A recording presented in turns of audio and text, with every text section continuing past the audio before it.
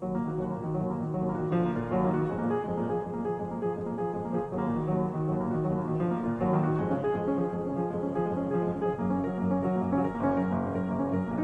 and welcome to Indie the Abyss podcast. My name is Todd Decker and I'm here with J.R.R. Peterson. J.R.R. Peterson, welcome. Thank you. Happy to have you. Recurring guest, always a pleasure. And today we're talking Lord of the Rings, Tolkien, and probably get into the Hobbit and Silmarillion and other writings of Tolkien as well. I'm thinking this will probably be titled Tolkien's Middle-earth, just to cover the whole universe. And I've been reading a lot of Tolkien. You have as well, right? You recently read, have you finished the Silmarillion? Are you still in it? No, I'm still in it. I'm about 3/4 of the way through. So how's that? Oh my, it's been tough. Tolkien just constantly throws out names and locations, and you just kind of have to like plug along, like you know what's going on sometimes, and even though you don't. So I would say there's been quite a few sections where I'm like, I don't have any idea what's actually happening, who these people are. Like, this name sounds familiar, but I can't remember who they were. Really embarrassing. This chapter I'm on right now, it's like, is this guy even an elf or a human? Like, I don't even know. And I feel like that's a major thing that I should know. Right. So that's been difficult. But I've been watching like YouTube videos. So before I read the chapter, I'll watch a YouTube video that explains that does a chapter summary, and that helps quite a bit. That seems like a good idea. And yeah, thank goodness for YouTube having a lot of those commentaries, because Tolkien's world is very, very intricate and has a lot of detail.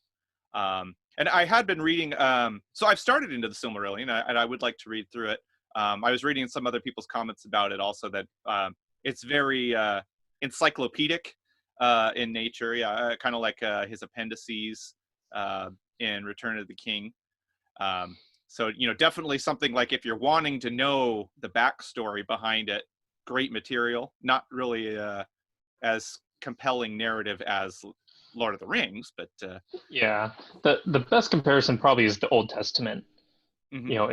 It starts off with the creation story of Middle Earth, with the god of Middle Earth, who's named Eru Ilúvatar. He kind of sings into creation, the universe, and he has all these angels who are singing with him. And then you get like the fall of the devil, who in Middle Earth is known as Melkor. And then it kind of moves away from a Bible into a little bit more like mythological type thing, where you're getting a pantheon of gods or godlike beings, say gods with a little g, Mm-hmm. And who are kind of like roughly based on like Zeus and like the top god that's below actual God is based on Zeus, and then there's also a god based on Poseidon, and so you have like a pantheon of gods like that, and then it gets into stories, and a lot of it really does feel like Old Testament, and he kind of uses, not quite Old Testament language, but like you could very much imagine that there are translations of the Bible that could sound like the Silmarillion. Mm-hmm.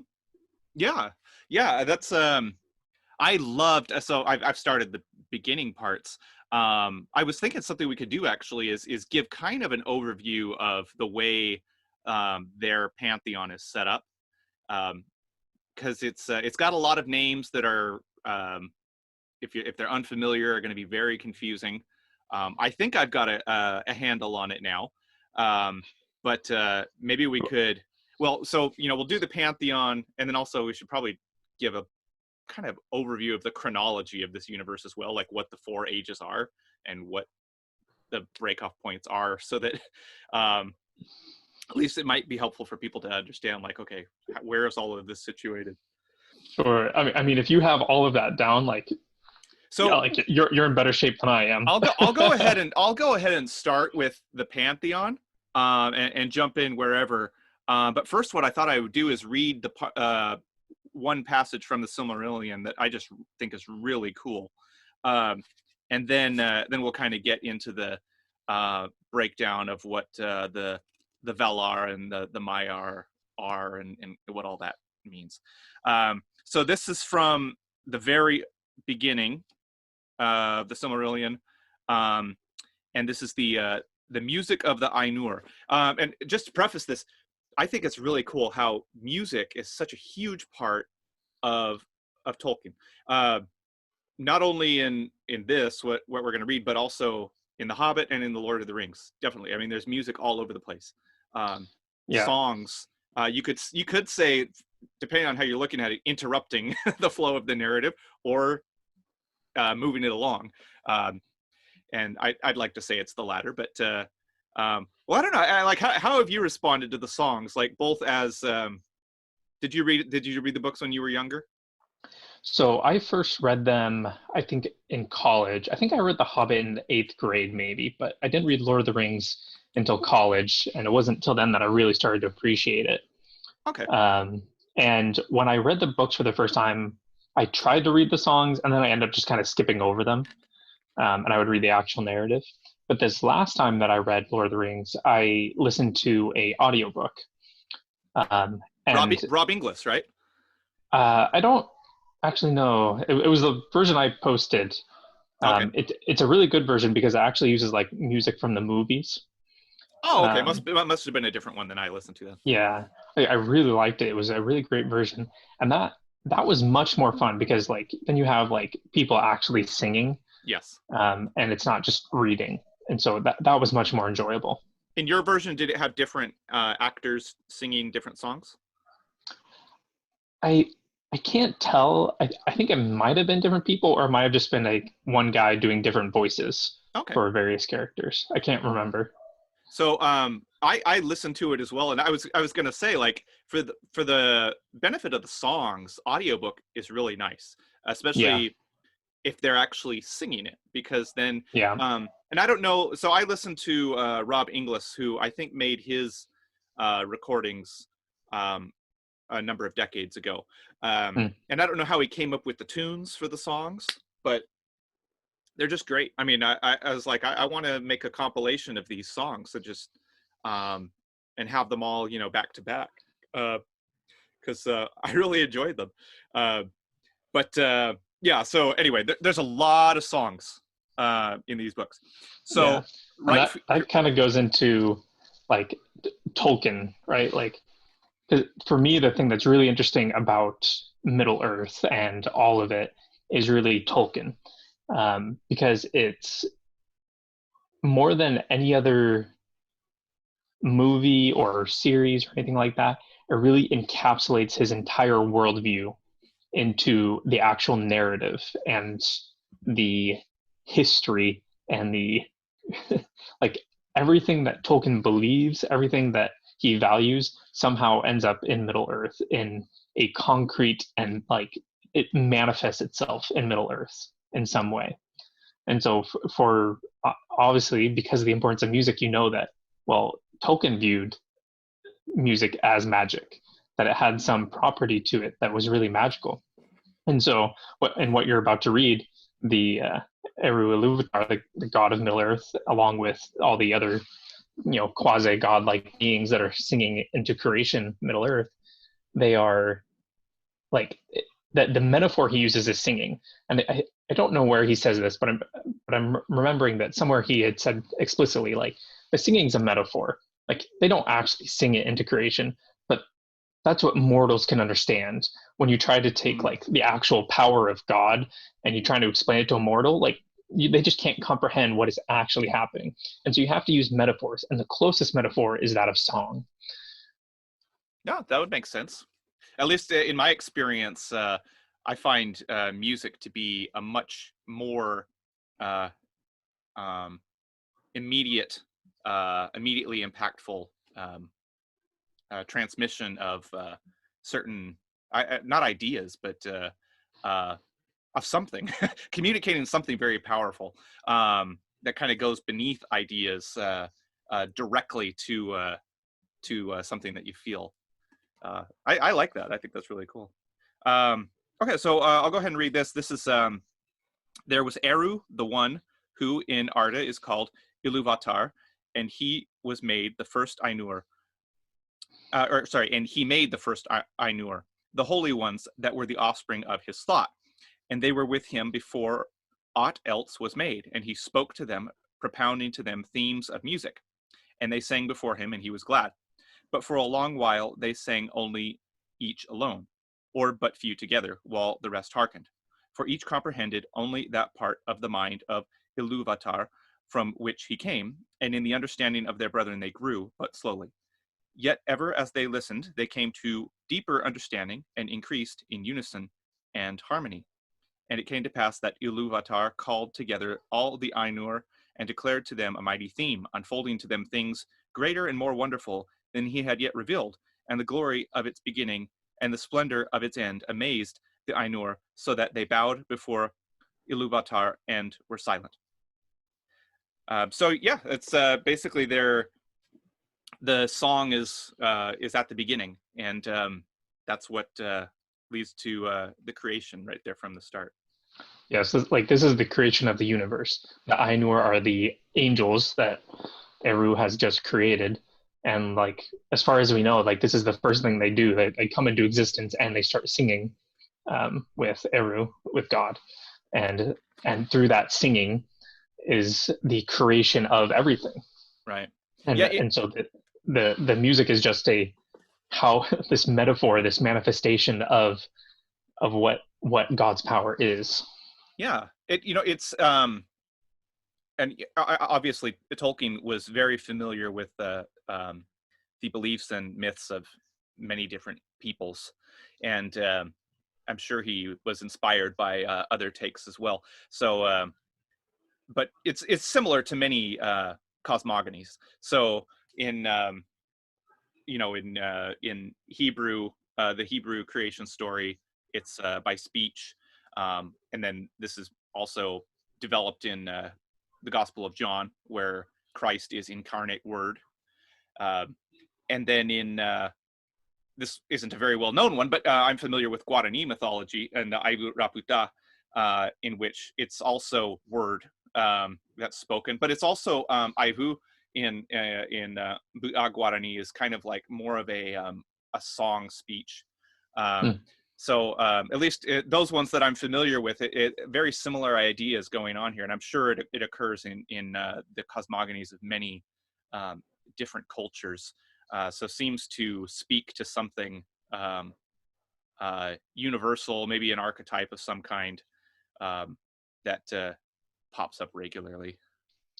Yeah, and Tolkien definitely draws on other mythologies. He tends to focus on Europe because like his goal was essentially like, it's like, the Greeks have their mythology and the Norse have their mythology, but like the UK, Britain, like we don't really have a mythology in the same way. There's like, yes, they have myths, like obviously like Arthur, and like the Irish definitely have myths. They're just very bizarre from what I understand. But like leprechauns and fairies and elves, I mean, like he wanted to create more structure for the myths that did exist, and then just kind of expand it and infuse it with his own worldview and give a mythology for for his home country. And the way he does that is he borrows from Irish mythology and he borrows from Norse mythology, and even Greek mythology, and borrows from many European traditions. At least a few, or at least one of the stories is based on a Finnish story, one of the stories in the Silmarillion.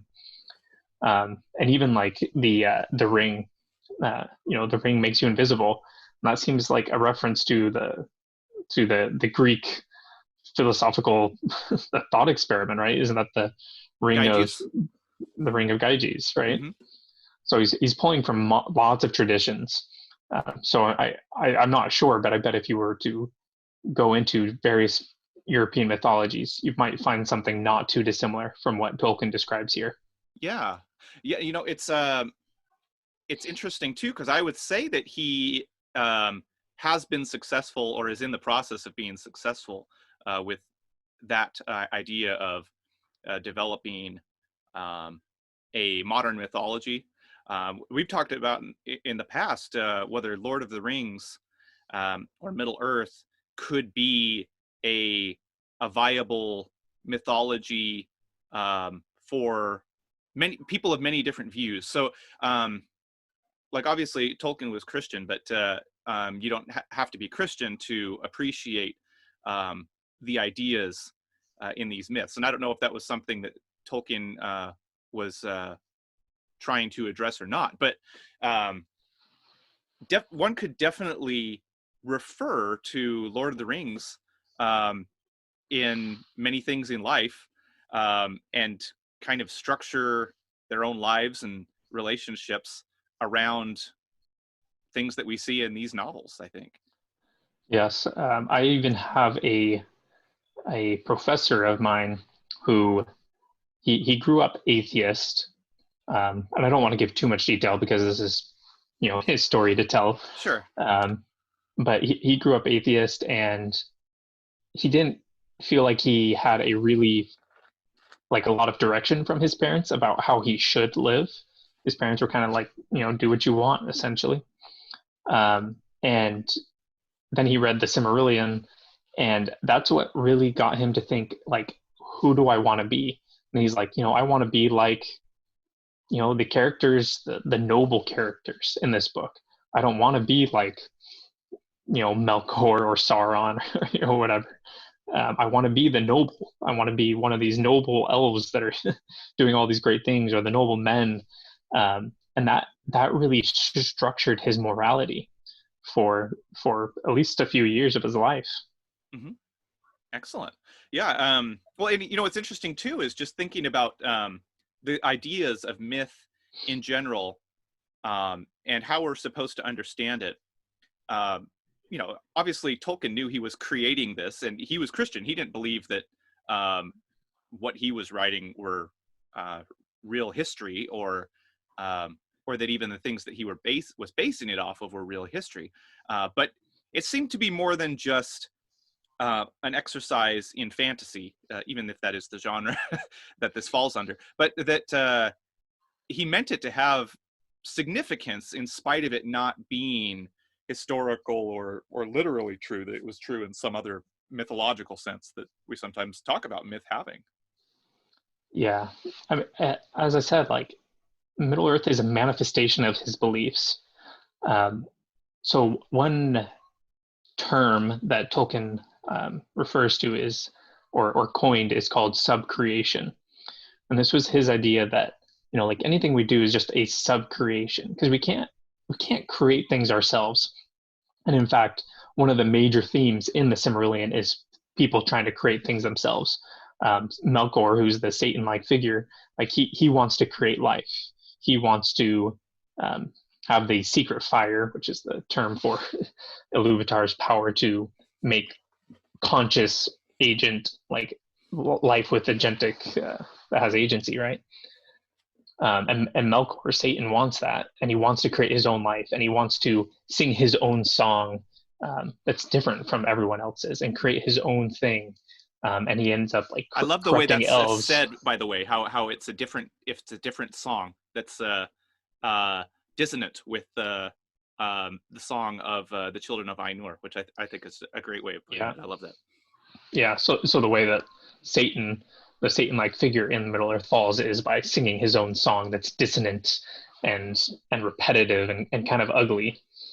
But then, of course, God wraps up that dissonant, ugly song up into his own song and creates something beautiful out of it, which, like that's something right there where it's like, yes, there's Tolkien's whole view on evil right there in that one little in this chapter about song, where, you know, angels and God are singing, and one angel is singing different, but God still incorporates the evil into his overall plan. And it doesn't matter how bad or evil the intent was, like God will still wrap it up, and in the end it'll still come out to what God originally intended.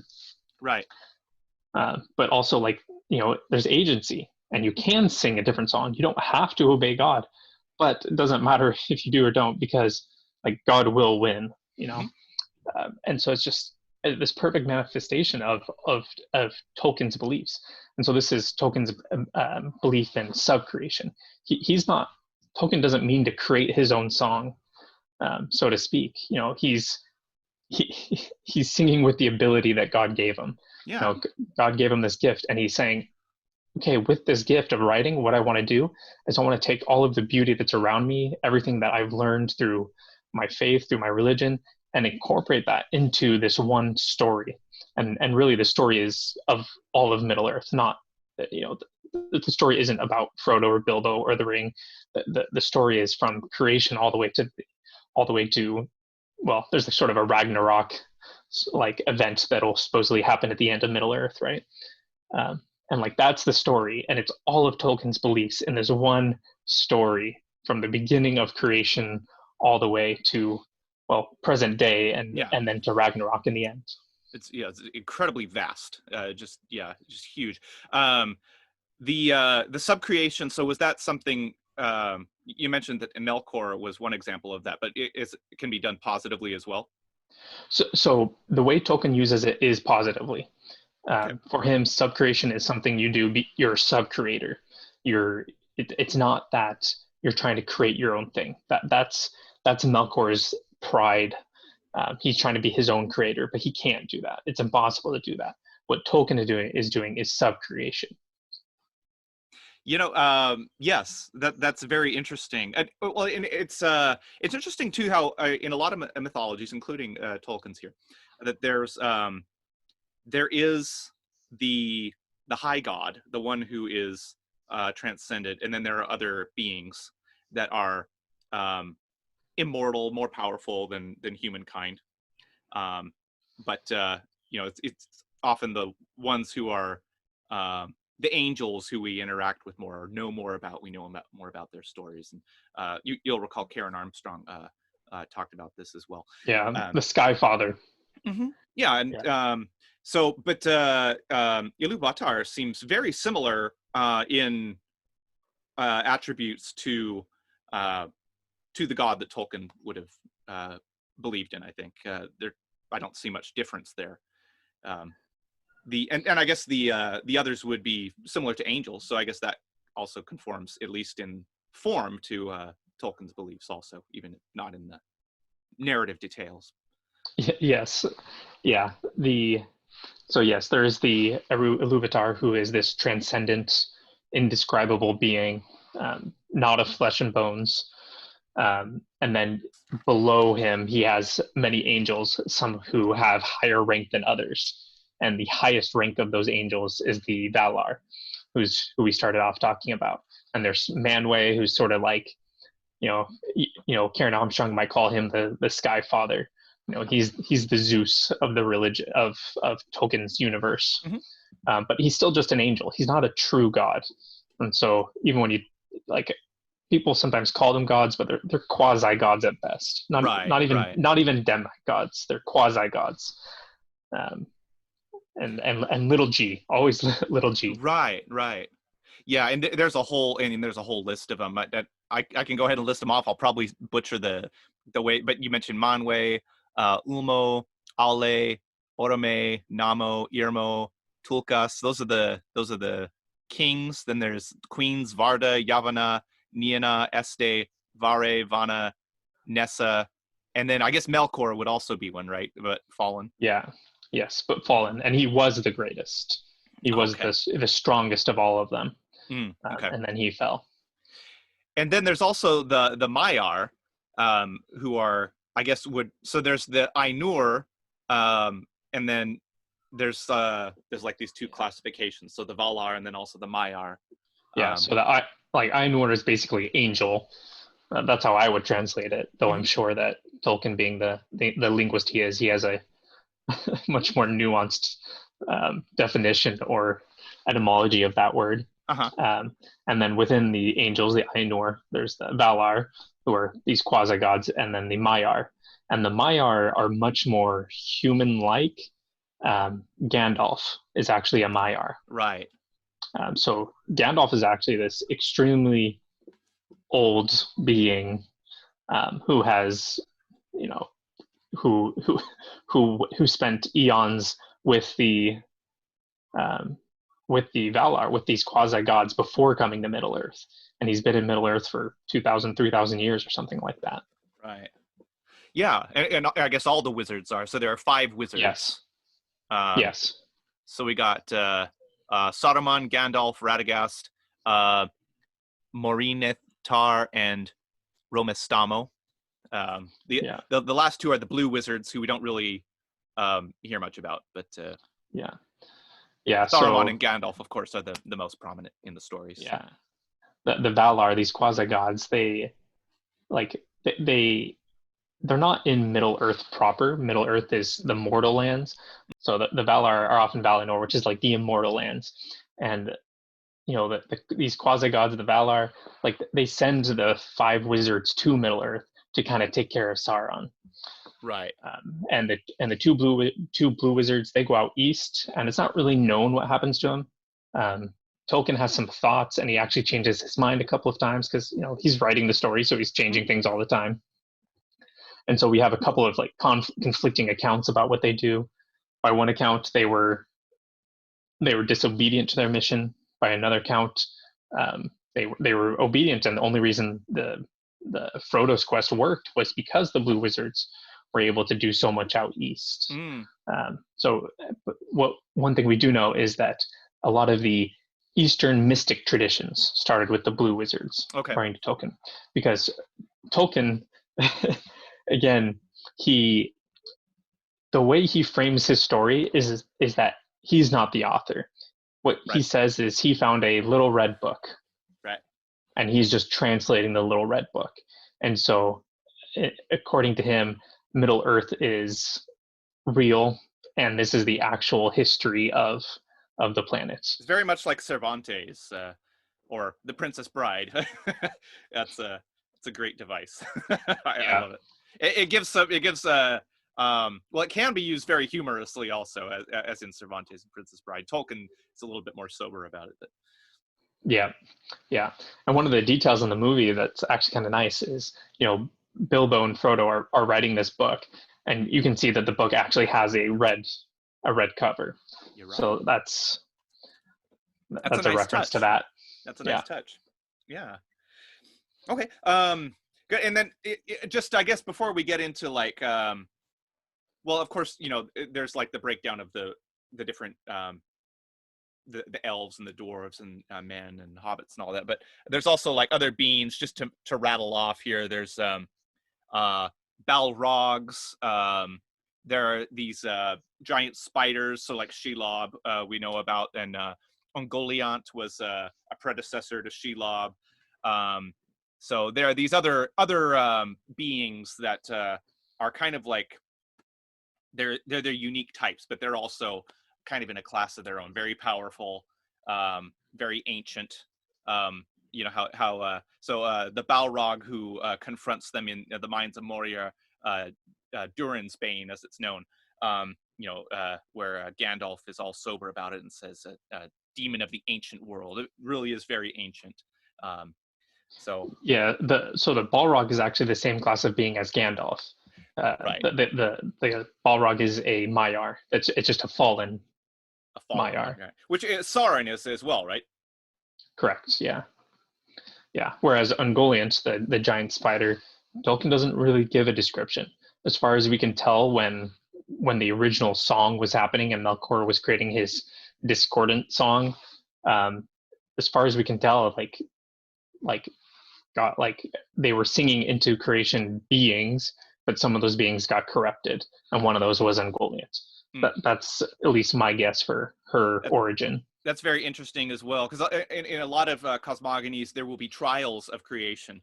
I believe the Cyclops in Greek mythology was one of those trial creations that didn't quite work out as intended. In a lot of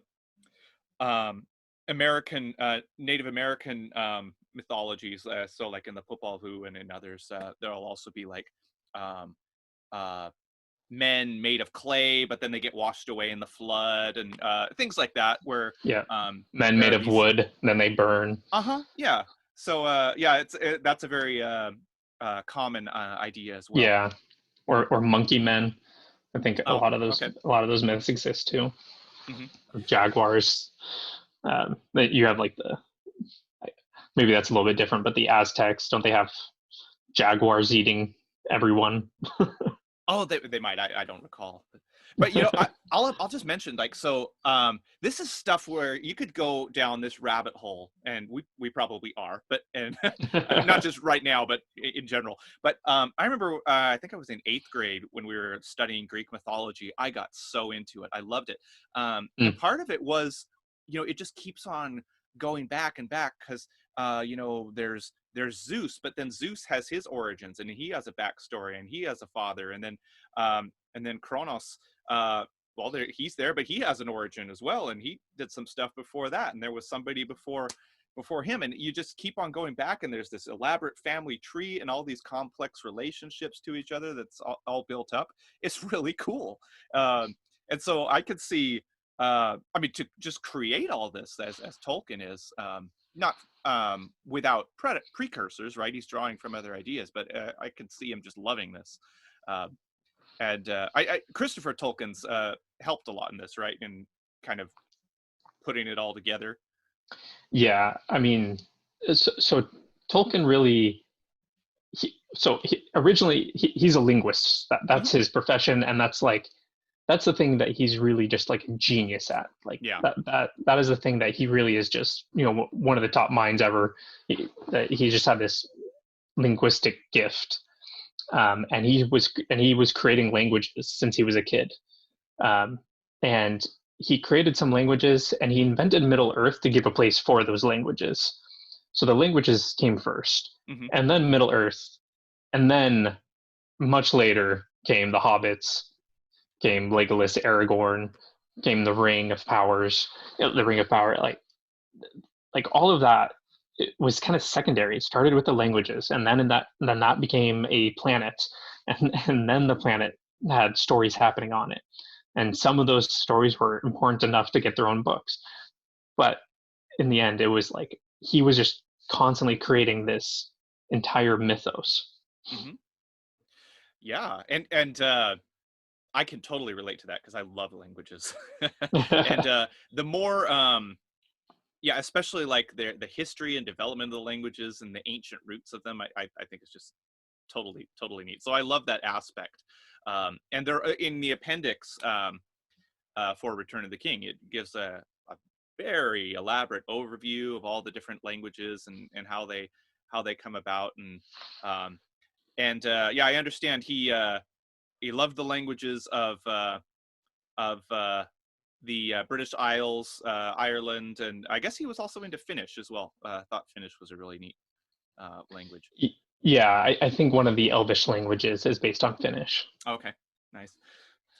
But yeah, and so you can imagine that over this man's whole like entire life, he's like developing languages and really complicated stuff based like with complicated etymologies, and the languages split off and become two different languages, and there's differences, Hmm. and there's thousands of characters, and he had all of these letters that he had written to various fans, or and his son Christopher just really took all of that, and Christopher actually is the one who wrote the Silmarillion, by taking all of Tolkien's notes and bringing it all into one place.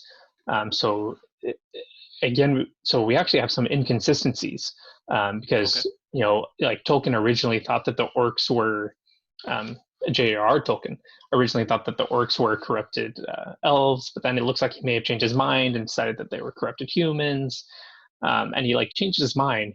And so the Silmarillion isn't actually like the final word on it in a Mm. way, because that's just Christopher taking the notes that he can find and deciding, well, like he said both things, but I'm going to go with this one. Yeah, yeah. And so One thing I there's noticed is in the Hobbit, the goblins and the orcs seem to be kind of one thing. Like there doesn't seem to be so much of a distinction between them. yeah, so goblins and orcs are the same creatures. Oh, okay. It's just two names for the same thing. Oh, okay.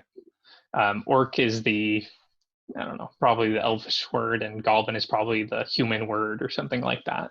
And I then there are don't remember. different, like Yeah, Urukai are stronger, um, yeah, and there seems to be tension between them. They don't like each other. Yeah, the Urukai are a type of orc, but we don't know exactly why they're different. It might be that they're half orc, so they're half human, half orc, maybe, and that's why they can go out during the day. Hmm. But it's not clear. Right.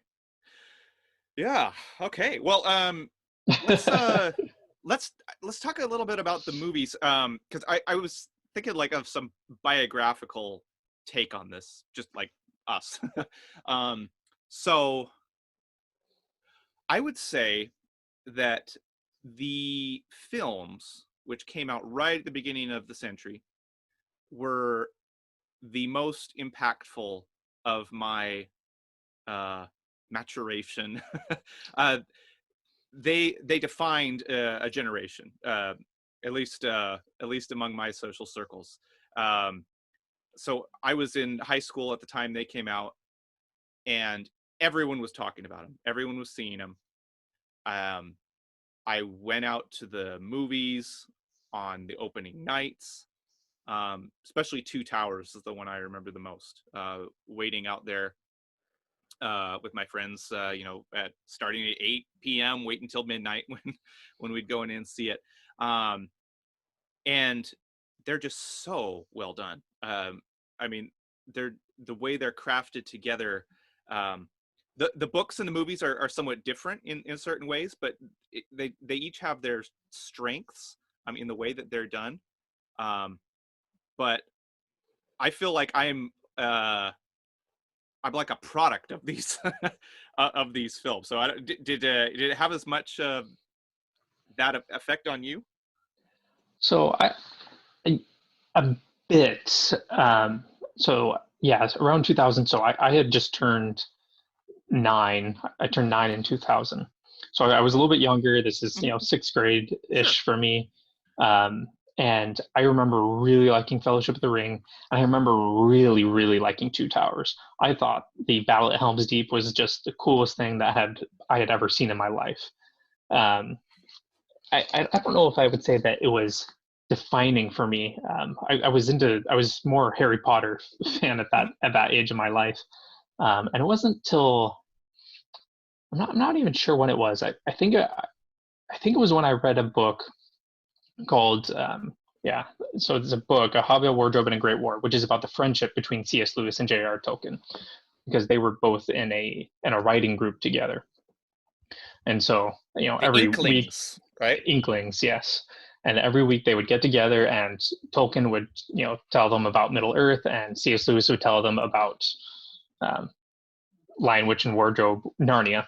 Um, and something about that really just spoke to me because that was when I really started to understand, like, oh yes, Middle Earth isn't just like cool sword battles, which is kind of like what I thought after watching the first the movies. That's when I really started to appreciate, like, there's actually, it's really deep, because like Tolkien's it, the mythos is Tolkien. It's his entire worldview encapsulated into the story, and there's something just really beautiful about it. The way that it's done. Tolkien served in World War I, and like that comes out in the stories. Right. Like this is kind of his way of telling his war stories. When he talks about Sam and Frodo and the friendship they had, like that was a friend he had essentially, right? Like he's thinking about the kind of friendships that he had in the war, and when they're going over the marshes and there's dead faces in the marshes, like that's based on actual World War I, with the trenches in the mud, and there's just faces in the mud, and like he experienced this stuff, and so he's pouring out his like whole life story into this, um, and you can just you can constantly dig and find something about it, some deeper thing about Tolkien, and there's something about that that just really grasped me, and after that, like when I watch the movies, I watch them very differently. I watch them less as, yes, cool sword battles and all that, but like there's something deeper that is constantly happening in every story, every line of dialogue, and that's just like Lord of the Rings. But then you get the backstory of the Silmarillion, and like then that just expands the story even more. And there's this constant unfolding where something that you've read or seen 10 times, like you can get something new out of it each time. In that sense, it's religious like, right? Yeah. Because that's kind of what you do with scriptures is Right. you read and you kind of get out something new out of it each time, and you can get that with Tolkien. Yeah. I was reading. So there's a philosopher named Peter Kraft who's talks a lot about C.S. Lewis and J.R.R. Tolkien. And something he said was, I I don't I don't read things in Lord of the Rings and thinks, oh, this reminds me of this or that. Rather, I I see things this or that and think, oh, this reminds me of something in Lord of the Rings. It's like Lord of the Rings is the lens to see a lot of other things in the world, and that's a mark of something that is very powerful as a way to think about things and to see the world. Yeah, I think I've started to do that a little bit, and I'm going through my kind of Lord of the Rings phase right now. I don't expect it to last, for the next decade, but over the last few years, I've really enjoyed it, and this year I've gotten really into it, watching a few too many YouTube videos. Mm-hmm. Um, but there's definitely aspects of that where it's I'll be like my spiritual insights that I get into my life about the things I need to do or how I need to be. Sometimes I'll phrase it in Lord of the Rings language. Mm-hmm. So one of the things to get maybe too personal here, there's a specific Valar, and her name is Nienna. And Nienna is the Valar who is like, she's kind of like this goddess of grief and sorrow. Like that's, and it's interesting that that Tolkien would even include that. She's not a goddess of water, fire, air, underworld, creation, nothing like that. It's the goddess of grief and sorrow, and goddess, like, again, small g, quasi goddess, not really a goddess, more like an angel probably. Uh-huh. Um, but she, besides grief and sorrow, she's also kind of the goddess of like pity and courage, and like her power really is that through grief and sorrow, people can learn pity and courage. And she's actually the one that, like, Gandalf, who again is this kind of angel, he is an angel. He really he speaks a lot with Nienna in the beginning, and you can see that manifest in Gandalf throughout the series. So Gandalf is this, like, he understands grief and sorrow, and he understands the way that can bring out courage. And Gandalf really is this character that brings out courage in characters. Bilbo doesn't originally want to go, but Gandalf knows that, like, Bilbo can go. Like, he has the courage, and Gandalf managed to pull that courage out of Bilbo, and he pulls that courage out of Sam and Frodo, out of all of the Fellowship. And in the books, he very much is this character of courage, where he's riding across the plains during the battle, and everyone's just cheering. It's like, Gandalf's here, he can save us, he can protect us, and because Gandalf's there, they fight harder. And he just constantly draws out this courage. But the way he does it is often through grief and sorrow.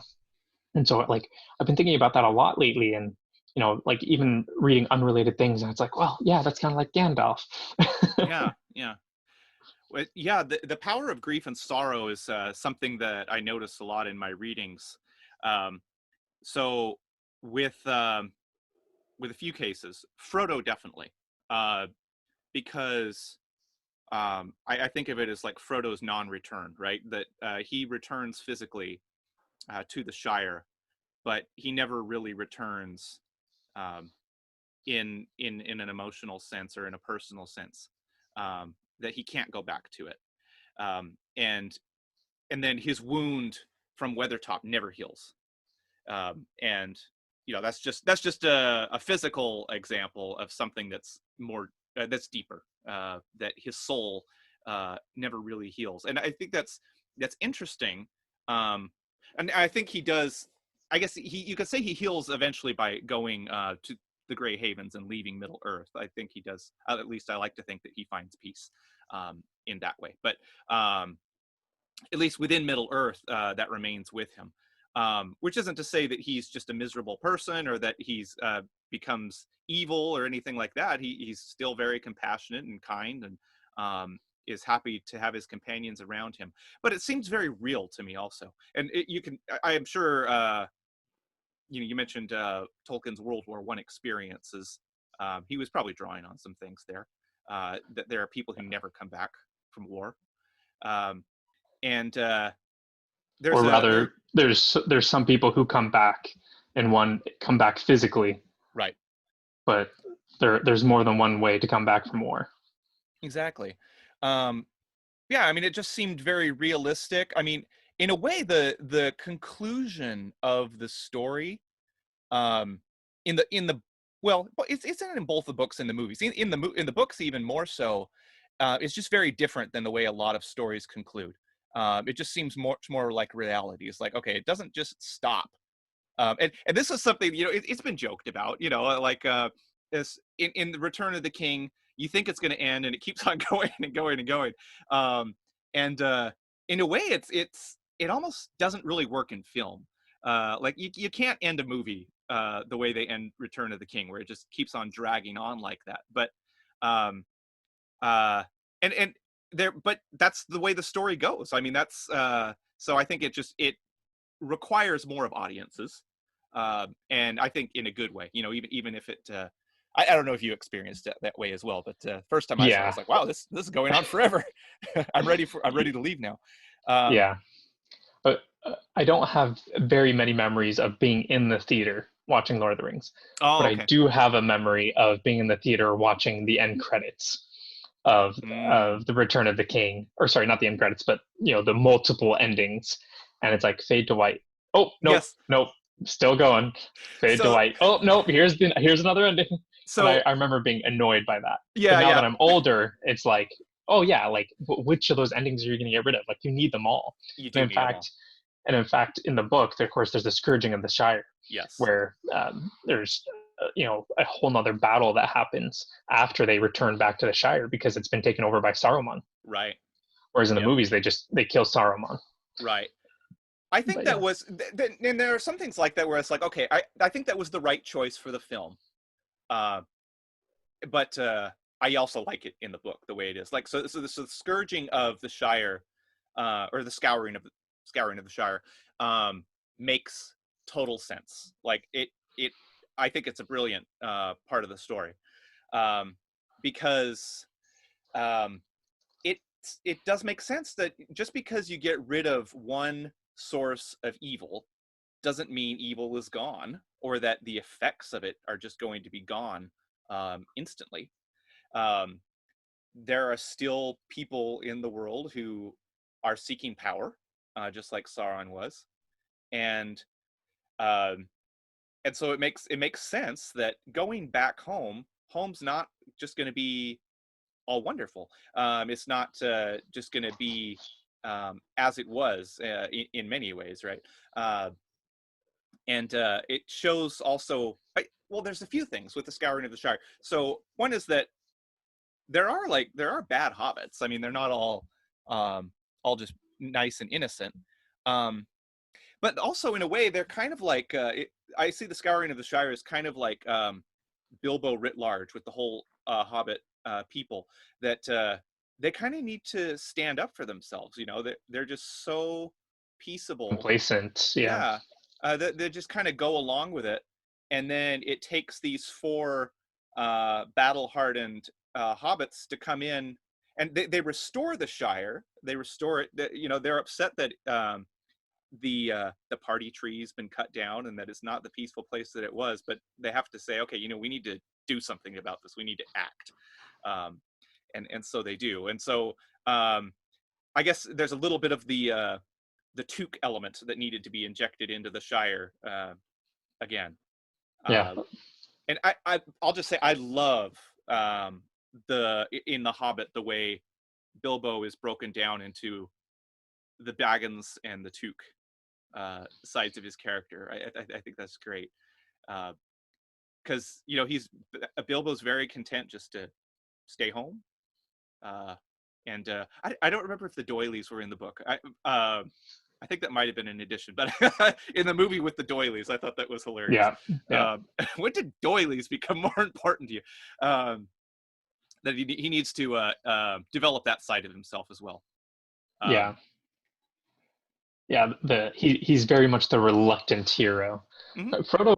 Frodo's more willing. Mm-hmm. Like Frodo has kind of always wanted to, in a way. Right. He was never quite as complacent as Bilbo. But yeah, what you were saying about the scouring of the Shire, uh, there is definitely for the time that Tolkien was writing it, I think the scouring of the Shire is great because it's, you know, soldiers were coming home from World War I and World War II in Europe, and like their homes were destroyed, um, or you know, in many cases occupied, depending on what country you were from. Right. Um, and so there's something like coming home and your home being just not the same. Like that's something that a lot of people during that time could relate to.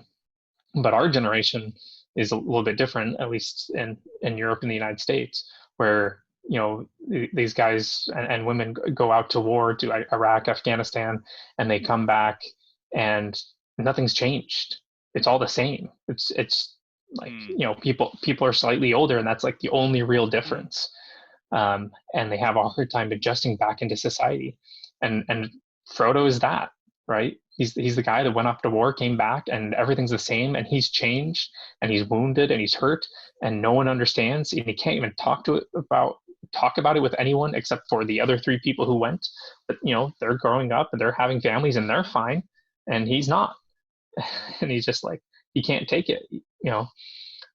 So in that sense, like I'm really glad that we got the version we did. Like not just because I think it works better on film, but also because I think for our generation, I think it's a better and more relevant message. Okay. Yeah.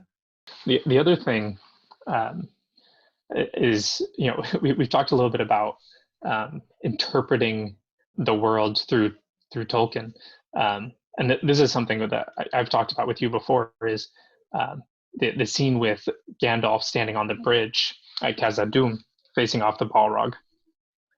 And this will be I think interesting for Mormons more than anyone else, is that every time I see that or read that now, I think of Lehi's dream.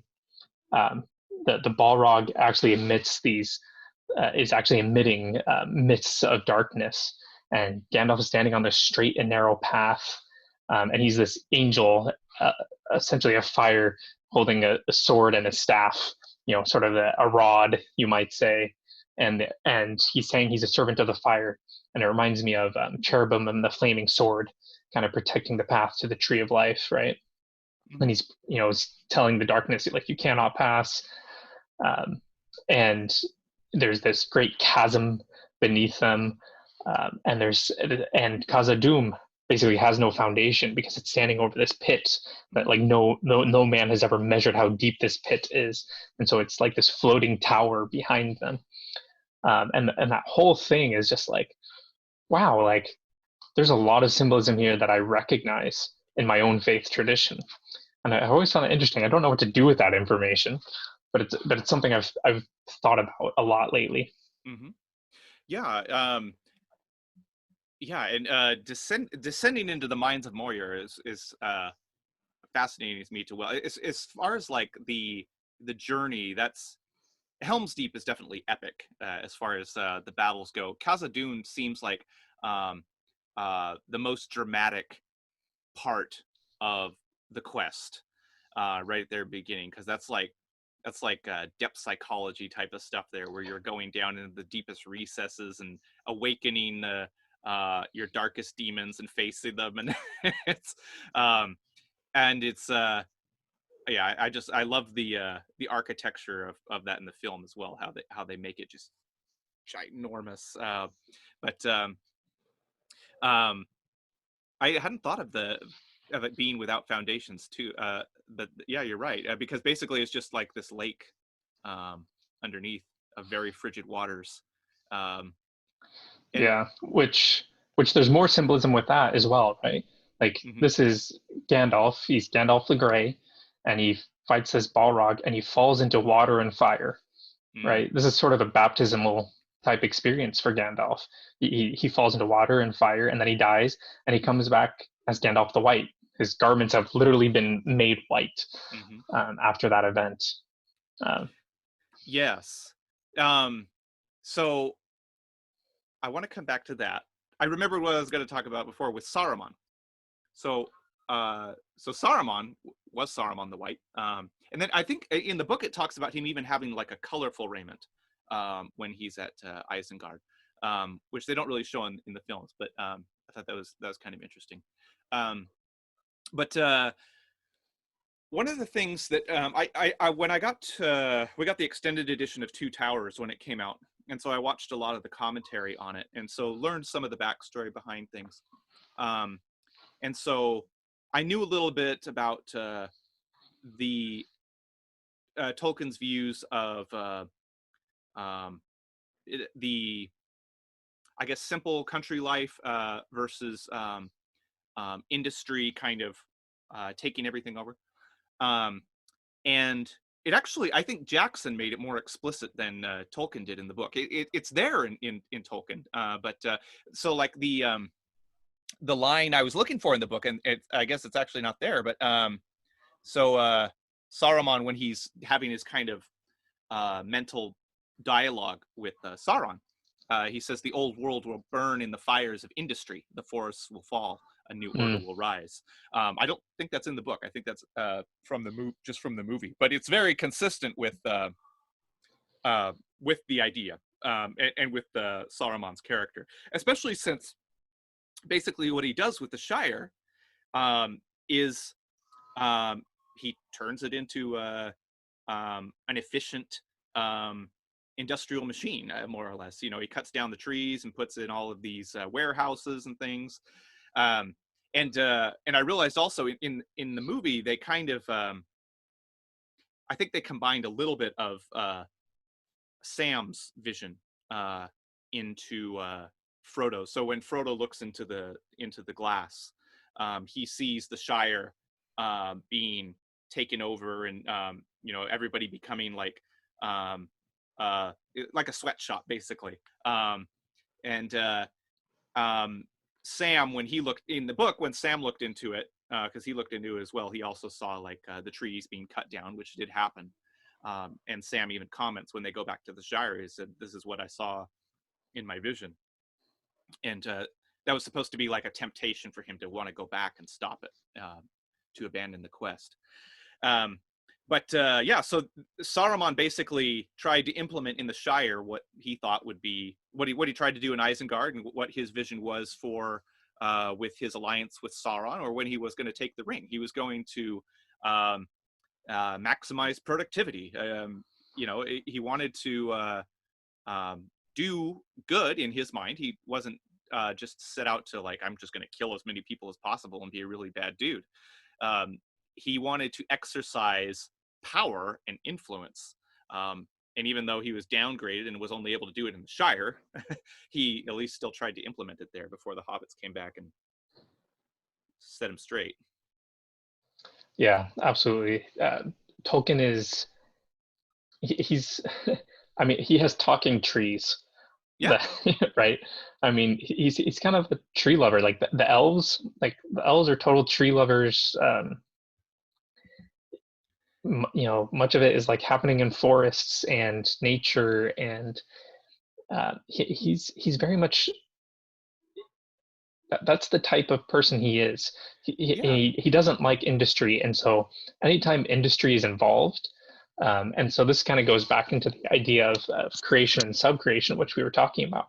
Is industry is a type of creation, but it can be done well or not well. Mm-hmm. And for Tolkien, much of industry is not done well, and this is very much inspired by his Catholicism. He's I believe he's a contemporary, although maybe of G.K. Chesterton, though maybe G.K. Chesterton's a little bit older. But G.K. Chesterton is kind of like the major Catholic thinker at the time of Tolkien. Yeah. And G.K. Chesterton actually argues for fairy stories. That's one of his things. And the philosophy of distributism, which is a Catholic idea, and Catholic social teaching. Like those were the major Catholic you know, some of the major Catholic ideas that were happening in that time and age. And a lot of it was about, you know, capitalism kind of does abuse the worker, and maybe we should, pull back on that. But also, like, we need to empower the people, and we're getting, so, like, the Catholics were trying to kind of build this third way Hmm. Yeah. between socialism and capitalism. They came up with a philosophy called distributism, and I think Tolkien is inspired a bit by that, where it's not quite as it's not top down, um, Right. quite in the same way that Sauron is or communism is. It would necessarily wouldn't be, right? He would be very against that type Yes, of top-down administration. correct. And then, but it's also not capitalism where it's industry and you're just constantly building at the sake of everything else, Right. which is kind of more Saruman. I wouldn't make that a complete parallel. I don't think that that's intentional like that. But yeah, like, and so Tolkien's political philosophy is definitely relevant there. And I think that's one of the things that actually draws me to it, is because, uh, one of the lines Treebeard says is like, he has a mind of metal and wheels, Yeah. right? So let's I have that. You want me to go ahead and read that? Go ahead. It's short. He has a mind of metal and wheels, and he does not care for growing things except as far as they serve for the moment. Serve him for the moment. Yeah. So, we were talking earlier about how Bilbo has kind of these two sides. He has the Took side, which is his adventurous side, and then he has the Baggins side, which is like, I want to, stay at home and be cozy and drink my tea. My two sides are more like the industry, capitalist, rationalist, technocratic, uh, effective altruist, neoliberal, Yeah. kind of grouping all of those things together. And then my other side is kind of this Mormon, Christian, uh, you know, a little bit of a nature lover, and like, I feel like those two sides often conflict, um, and I feel like Tolkien brings me back a little bit on the one side, on Okay. the, Yeah. well, the more politically right Uh-huh. side, if you want to put it in those terms, though I wouldn't. Um, just in terms of a little bit more, I wouldn't say less rational, because I don't like that framing of it, um, because it's rational according to a different scheme, a Hmm. different understanding of what it means to be rational. Um, and so I feel like he grounds me a bit in that way. Yeah. Well, and I think myth will do that. Because there's there's a way of sort of bypassing the the uh, the frontal cortex guardians of rationality and getting behind, okay, what is all this for? Uh, what are we doing all of this rationalizing for? Um, and I think music and also literature kind of um, develops those primary impulses, those primary values, um, in a way Yeah. that rationality built on top of um, and carries out. Yeah, I think the music, I think that's a perfect way of putting it. Like, he grounds me on the music side of things, where Mm, it's, you can't quite put it into words, and it's a little bit more flimsy, perhaps a little bit more, um, yeah, I don't know. Hopefully I'm getting it across, but we'll see. yeah, yeah. Well, and it's funny when you mentioned the elves, how like they're like out in nature. The opening scene where it's kind of giving the a Fellowship of the Ring, where it's giving like the history of Middle Earth. Um, I think there's like a scene of the elves kind of running through the forest. It's like this total, looks like a hippie Age of Aquarius type. But I mean, that's basically what the elves are. And I actually, um, I want to watch The Hobbit again, because after reading it, I'm appreciating some more features of the films that they did. It. So like there's a scene in The Hobbit where the dwarves are at dinner with the elves in Rivendell, and it's like all vegetarian stuff, and the dwarves are just like, what the heck, what do you do with this? And then I think they're singing, and one of the elves with an earpiece like sticks sticks the Yeah, one lettuce of the in dwarves. there Yeah, because he doesn't like the singing, and I think that was a really funny contrast. The whole elf dwarf relationship, which is like Legolas and Gimli, is just the fruition of all of that. The Gimli Legolas relationship is fantastic. Uh, it was one of my favorite features of Two Towers. But yeah, the I just wanted to comment on the portrayal of the elves in that. But the dwarves are also the dwarves are interesting. I mean, each group has its strengths and weaknesses. Um, the dwarves, of course, enterprising. In the case of Maiar, they dug too deep, right? They went too far, which I guess there must be some reason, like why they decided, how they could have decided, okay, we got to stop here. But I think they were searching for mithril in Maiar. But yes, yeah, so their greed carried them to release the Balrog. So that was one consequence of not knowing their limits, right?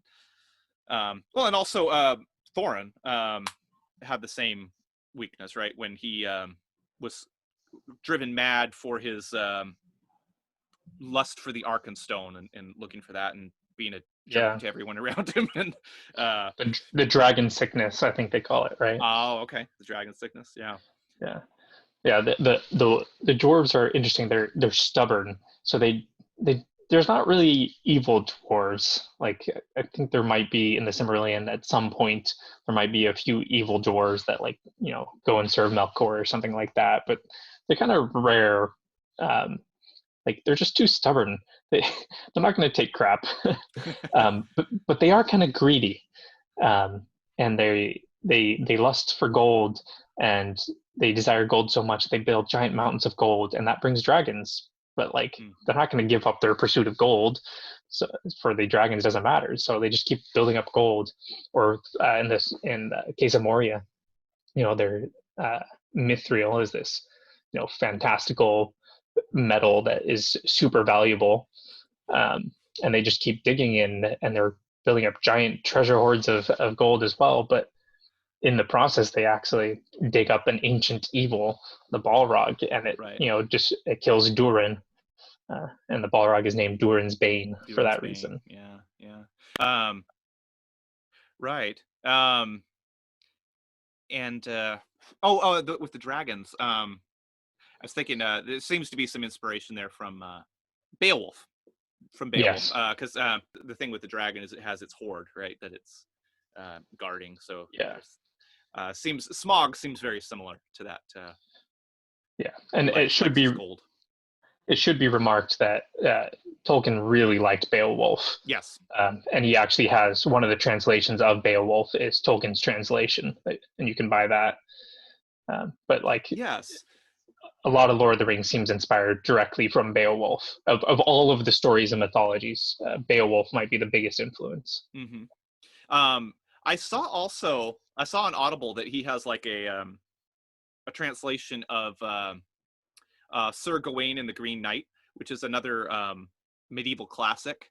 I haven't read it yet, but I'll have to do that one as well. But yeah, definitely very steeped in medieval literature, and knew that world very well, which you can tell with all of his books. I mean, it reads like it would have been during that time period.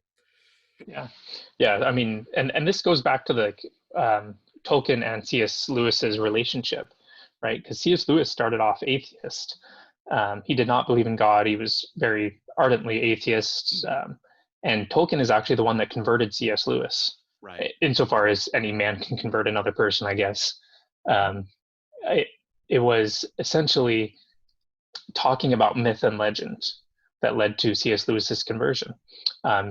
Tolkien and one of the other Inkling members, who I can never remember the name of, they were kind of talking with C.S. Lewis, and he was just like you don't really believe all this stuff, like it's just fairy tale, just like everything else.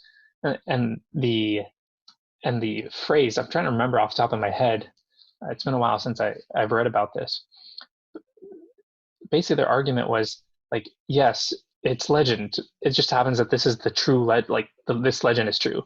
Yeah. And like something about that really clicked for C.S. Lewis, because for C.S. Lewis, it was like the legends and myths, like they held truths, like all of them held truths, and he liked the legends and he liked these fairy tales from, from ancient days, and he liked them maybe not as much as Tolkien, or maybe as much as Tolkien, hard to know. But he understood that there was truth in it. But the fact that there was one of those myths that was actually the true one, something about that really clicked for C.S. Lewis. Yeah, and I would say I can True relate myth. to that a lot because like, so one of the things is, I'm very interested in religion, and um one of the things that like continuously draws me to it is that it's just so interesting to me, and that's and that definitely keeps me engaged with it. I like the ideas and the ongoing conversations across centuries um, that are involved, and I can see how the mythos would be something. It's something where you look at it and you're like, well, why would that be convincing? Why would you think, oh, well, the God must exist? Well, it's not. That's not really what it is. It wasn't like that. Um, but I could see how, as somebody who was so interested in those stories and in that world and understood um, very intuitively the power of them, how that would be persuasive to him. Yeah. So I think uh, God speaks to us in the way that we understand. He speaks to us in the language that we understand. Um, so for some people, they understand the language of the heart, for lack of a better term, where it's like a burning in the bosom. Like that's kind of like that's all they need. Like that speaks to them, and like that's a strong enough manifestation that they're just like, ah, yes, God is speaking to me. I understand, and I can, and they just get that. Me, I'm too skeptical for that, Right. right? So God can't speak to me in that language. Not to say that He never has. Like I've had experiences like that, but I'm just too skeptical to really appreciate that. Mhm. And so the way that God speaks to me is different. It's often more rational language. Um, again, going to this two sides of me. Like Yeah. I need to like Yeah. kind of like dig into philosophy, because it's in philosophy that it's like, you know, there's sort of these levels of knowledge, right? Like at the first level of knowledge, you're just like, well, this is kind of insane. Why would anyone believe this? And then you get to the next level of knowledge, and it's like, well, it's still kind of insane. Like, I still don't understand. And then you get really deep into the philosophy of it, and you're like, ah, actually, this makes sense. This is totally Yeah. just like this is the thing that Aristotle was arguing. Right. Yeah. And once you kind of make that connection, but like you kind of have to like push through a couple of barriers. It's kind of the Holland's thing, Jeffrey R. Holland, where he talks about doubt your doubts before you doubt your faith. Hmm. Um, Uchtdorf, but yeah. oh yeah, whoever. My bad. um, where it's like a lot of people, for whatever it is, it's like I have this level of knowledge and I find a single fact that disagrees with me, and it's like, oh, that's it. Hmm. But and I have done that, but what I've just kind of discovered is if I just keep digging and digging and digging and digging, I get to some point where I'm like, actually, I just, both seem like rational responses. You Hmm. just can't stay at that first layer, and you can't stay at that first layer of doubt either, or even the second layer or the third layer. Like, you just have to like keep digging. And so that's why it's like, faith is this lifelong process for me, rather than just this instantaneous, yes, I've had this lightning bolt moment, the Mm. wind in the trees, which I think C.S. Lewis actually had a wind in the trees during his conversion, or a burning in the bosom. Oh, Like that's not it's not quite enough for me. yeah. For Lewis, apparently talking about myth, which is the language he understood the mission of myth and legend. And when Tolkien started speaking to him in that language, in the language of his heart, like that was what really, really grasped him. Yeah. So another thing I was wanting to talk a little bit about, this going back to Saruman again, but also Sauron. Um, so the ring, right, is basically it's it's this objectification of Sauron's power and his will to dominate, um, and the absolute exercise of power seems to be the idea that is that Tolkien's arguing against, right? In the book, and I find this quite interesting, and something I've been appreciating more recently as I've been watching the movies and reading the books is knowing a little bit more about Sauron. You don't really see much of him in the books itself, but knowing some of his backstory, Saruman, you see a little bit more of like what his motivations are, what his thought processes are, how does he justify what he's doing. So as I understand it, you probably know a little bit more about this, but so with Sauron, he's not just like somebody going out there wanting to be like, I'm going to be bad, I want to kill a bunch of people and do as much harm as possible, right? I mean, he actually wants to. He has, like, you could say, noble ambitions, at least to start with. Yeah, that's my understanding. He doesn't start off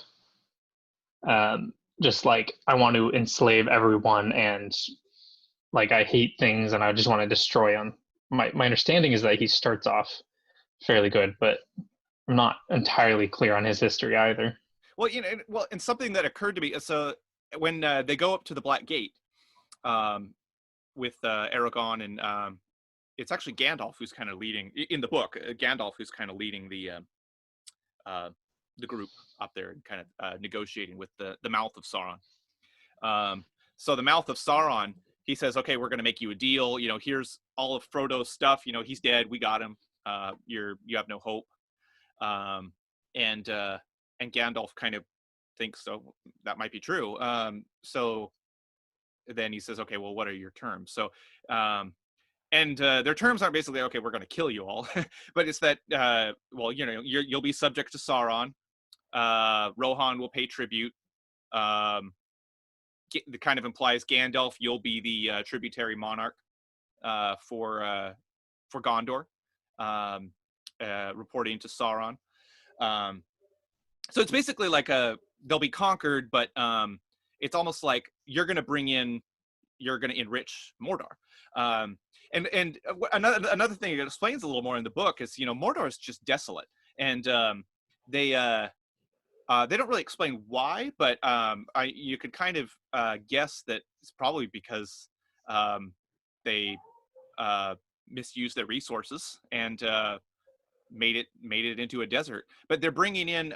So where do they get all their wealth? How do they feed their armies? They basically bring it from other places, right? So Mordor, when Sam and Frodo are going through it, Mordor is filled with all these people from other places. They bring in slaves. They bring in grain and water from other places. So they're basically expropriating, right? And that's the way Sauron works. And in when Saruman is trying to convince Gandalf, so this is in Fellowship. There's a great quote here because it expands on a little bit from what the book says. The book kind of says, well, we need to join him. There could be no victory against him. But there's this great speech.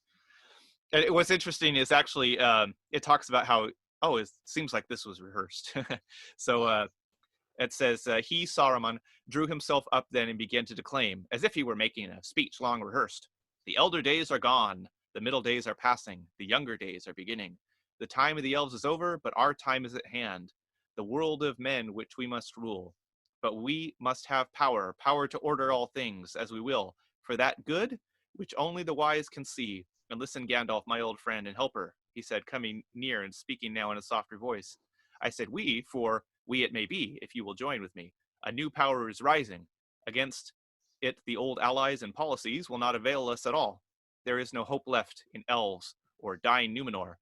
This then is one choice before us. We may join with that power. It would be wise, Gandalf. There is hope that way. Its victory is at hand, and there will be rich reward for those that aided it. As the power grows, its proved friends will also grow, and the wise, such as you and I, may with patience come at last to direct its courses, to control it.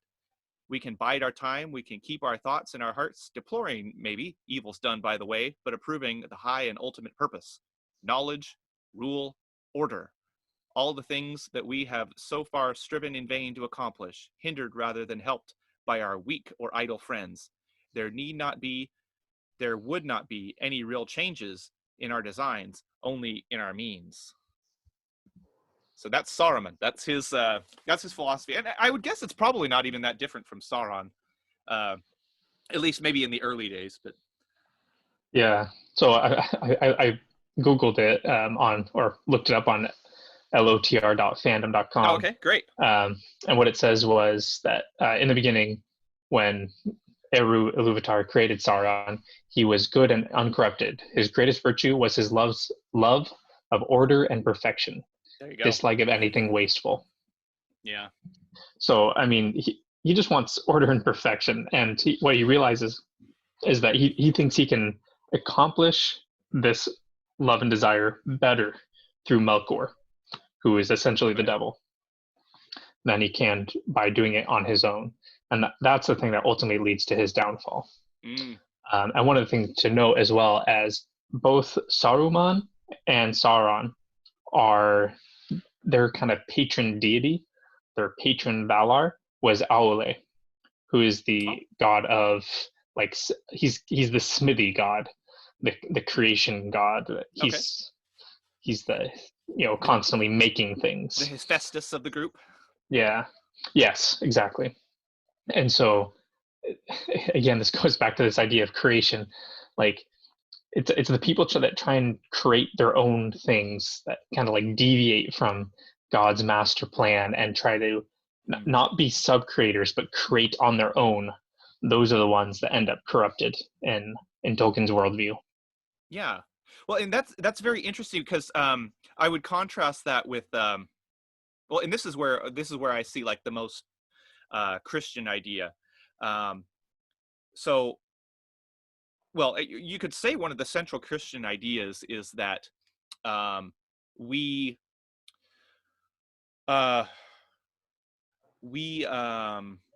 abandon or submit our own drive to control everything, control our own destiny to God, right? So that's the idea of grace. And what happens over and over again is that the protagonists are in these hopeless situations and they're doing their best, but it will eventually get to some point where they are not able to resolve the situation on their own.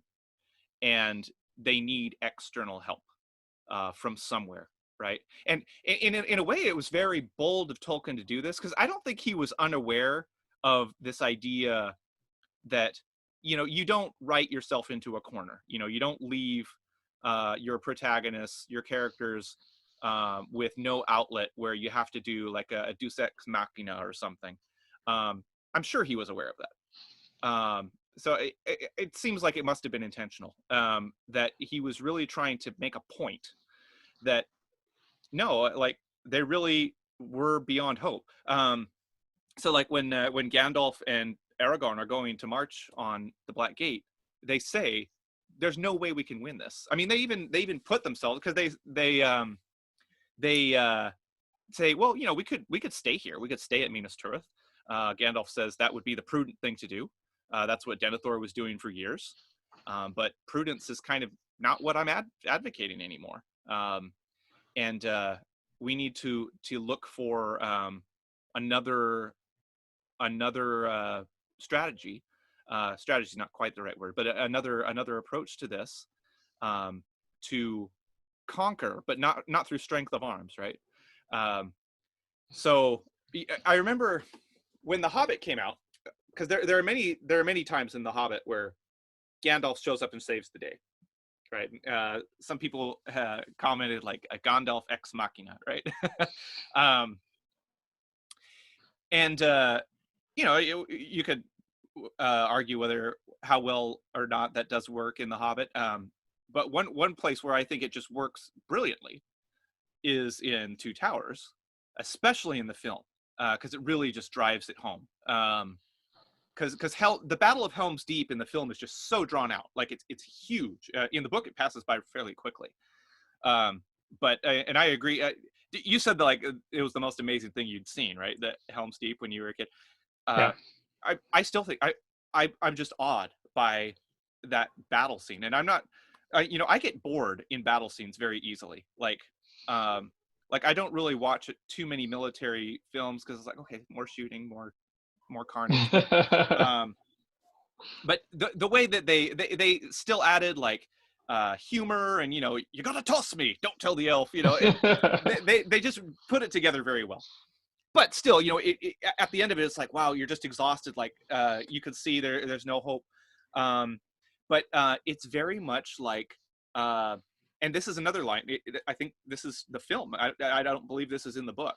Um, Look to the east, where he says, "Look to my coming on the fifth day at dawn. Look to the east," and it's like this total serpent on the staff type of thing, right? Where Aragorn, he looks up at the window and it almost looks like the tomb of Christ, with the light coming out of the window, um, and they go out and Aragorn, they're going out and they're slashing, and then Aragorn looks up like he's totally expecting it, and he sees Gandalf there, and it's just a total Christ figure moment, I think. Yeah. And that's one place where they would have been killed on their own. There's no way they could have gotten out of that situation, and they needed Gandalf to save them, along with the other Rohan writers. Yeah. Riders of Rohan. Yeah. So Tolkien actually has a term for this. It's called eucatastrophe. So catastrophe with EU appended on the front. So it's good. Yeah, it's the good version of catastrophe. So like a catastrophe is like the unraveling of everything, where it like everything just like breaks down and it's kind of just like out of anyone's control. And eucatastrophe is the opposite. Like everything kind of comes back into control. And Tolkien argues that it can occur without the use of Deus Ex Machina. Yes, that term. Whether that's true, I guess, depends on the view of the reader. But he does argue that like it's a very gospel thing for him, that at some point like we just kind of have to rely on grace, and at the end of the day like we can't save ourselves. He says that the incarnation of Christ is the eucatastrophe of human history, like the eucatastrophe of human history. And so all of these are, Lord of the Rings and all of Middle Earth. It's such a Catholic work. Everything is so Catholic, so Christian.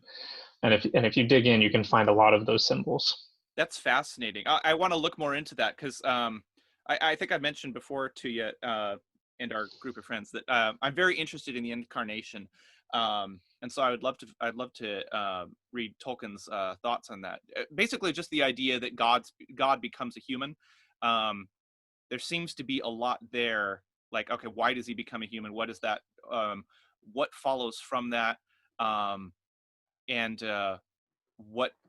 how does that impact humanity? How does that impact God, and the relation between the two of them? So yeah, that's fascinating. I'll have to look more into that. Yeah, he has an essay called "On Fairy Stories."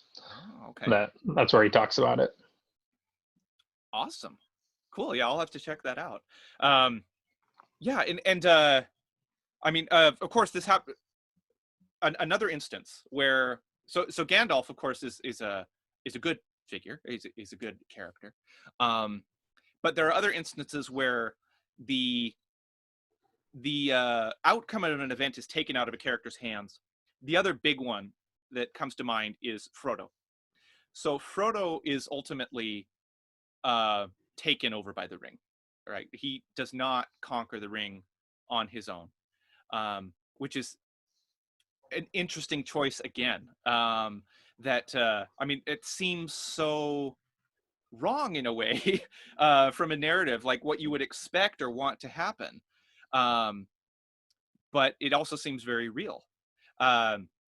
So what ultimately happens is the ring is destroyed by the actions of Gollum, who's very villainous, and tragic also, because Gollum was also taken over by the ring, and under different circumstances, you could see Gollum having been good or even redeemed, um, but it reminds me of this idea of God hardening Pharaoh's heart, and then how Paul talks about that in his letter to the Romans, how everyone's used in a certain way.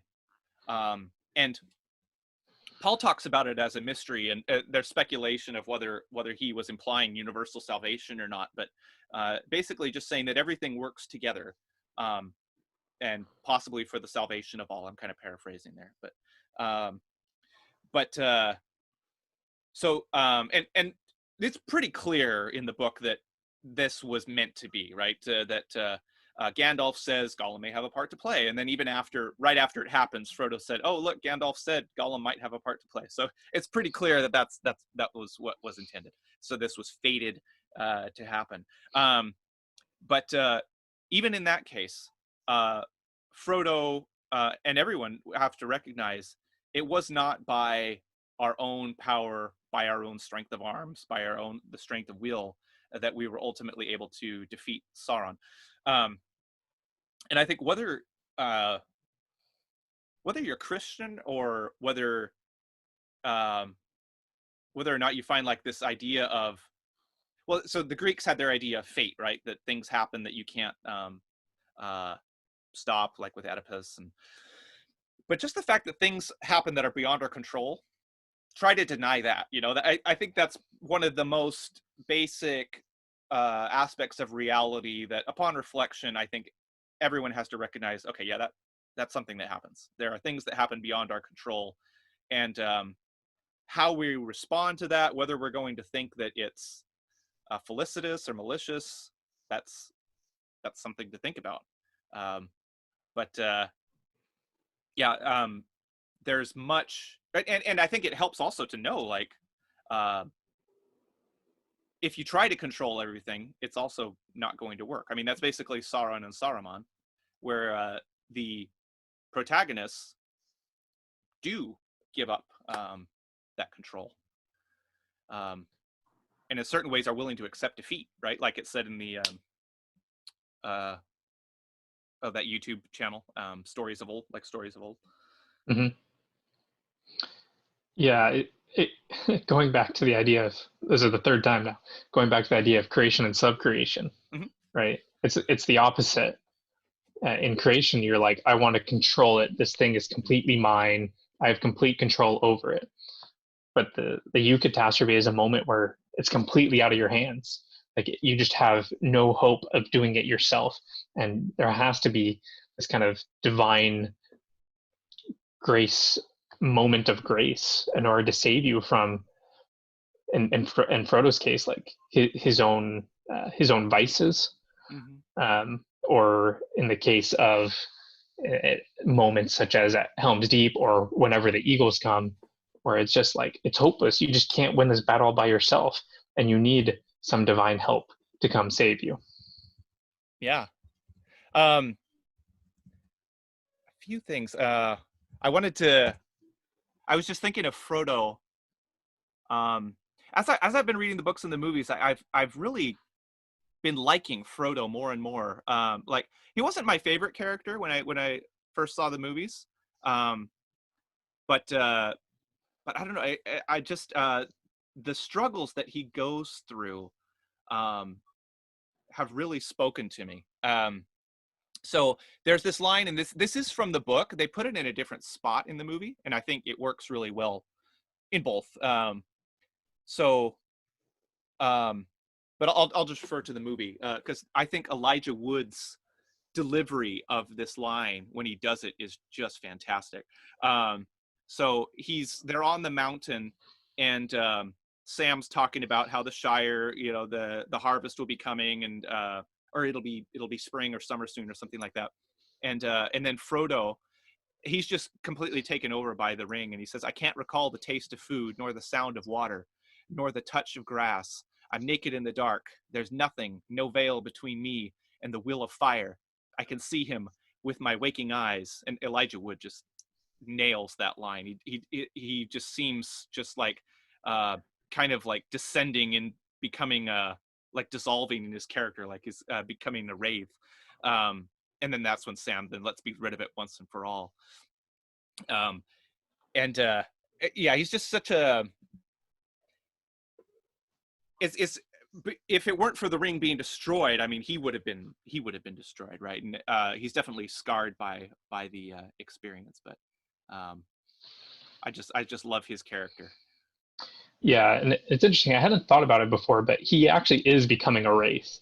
Like he is leaving the physical realm. That is what's happening. That is what the ring does. One of the misconceptions people have about the ring is that it only turns you invisible. Like that is its power. Like no, the power of the ring is actually that it takes you out of the physical realm and puts you in the realm, in this kind of parallel dimension of spirits and whatever else. And so Frodo is kind of like slowly like leaving the physical realm. And this happens to the Nazgul, right? The Nazgul, when they take off their hoods, like there's nothing there. They don't have a face. They don't have skin. It's because they fully transferred over, basically, to the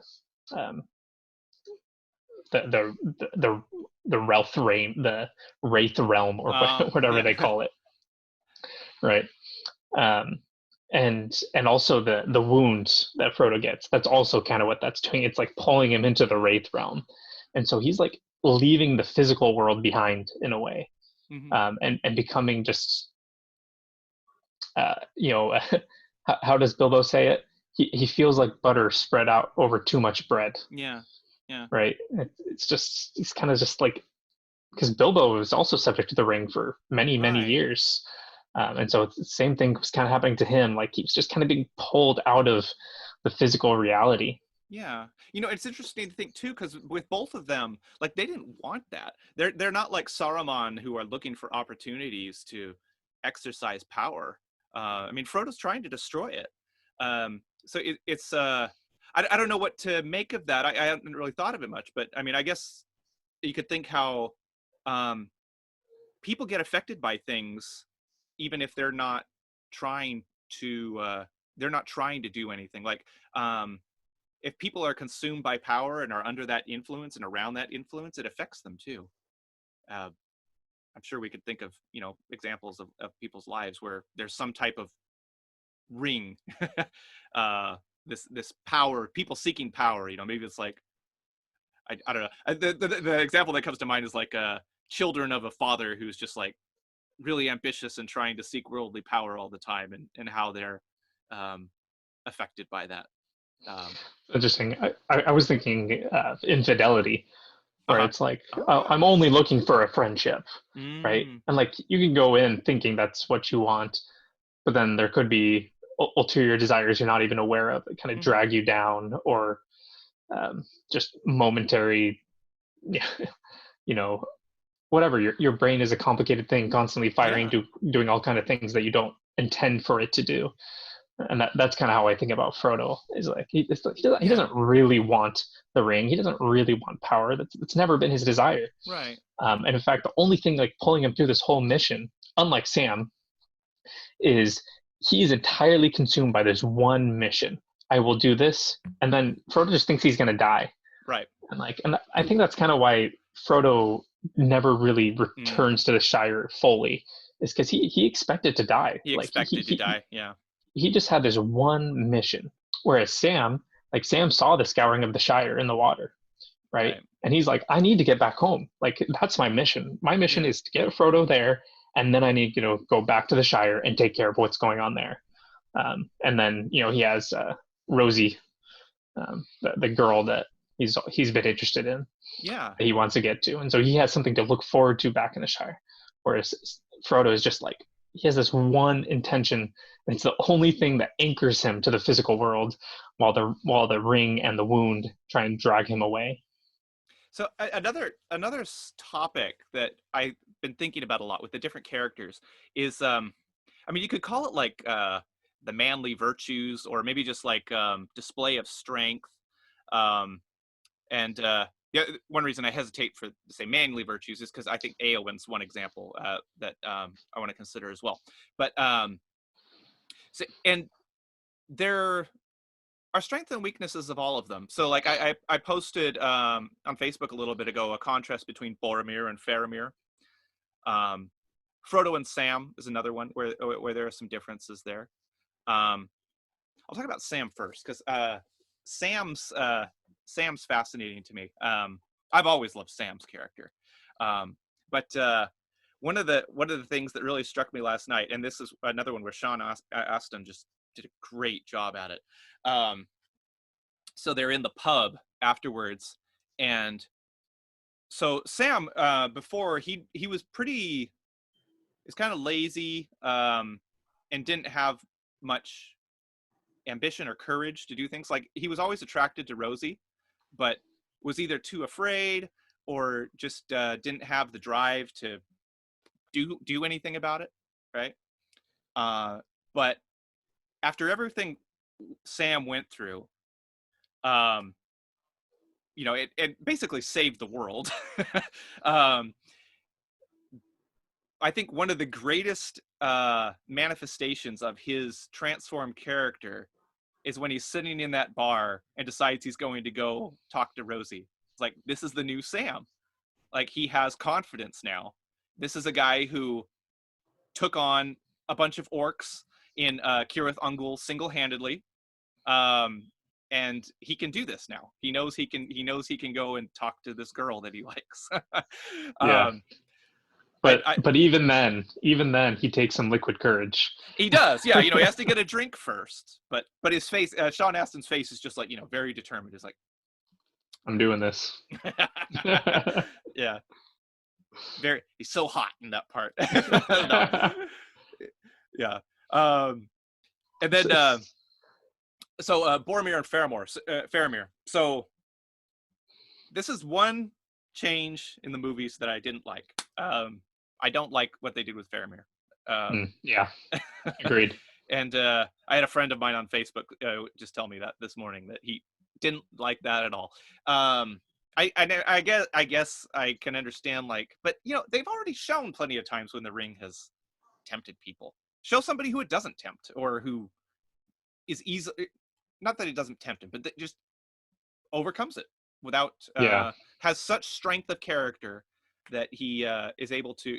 There are people in the world like that, and I think Faramir is just a fantastic character. I relate to him more than Boromir, and I really liked Boromir in the books, even more than in the movies. I mean, in the movies you kind of get the sense that he's a little sketchy the whole time. Yeah. He's got this hair in front of his face, and he's talking about, we should take the ring. And where in the books, it's more like he and Aragorn are friends the whole time. Like, they like each other a lot. And he seems like a good guy.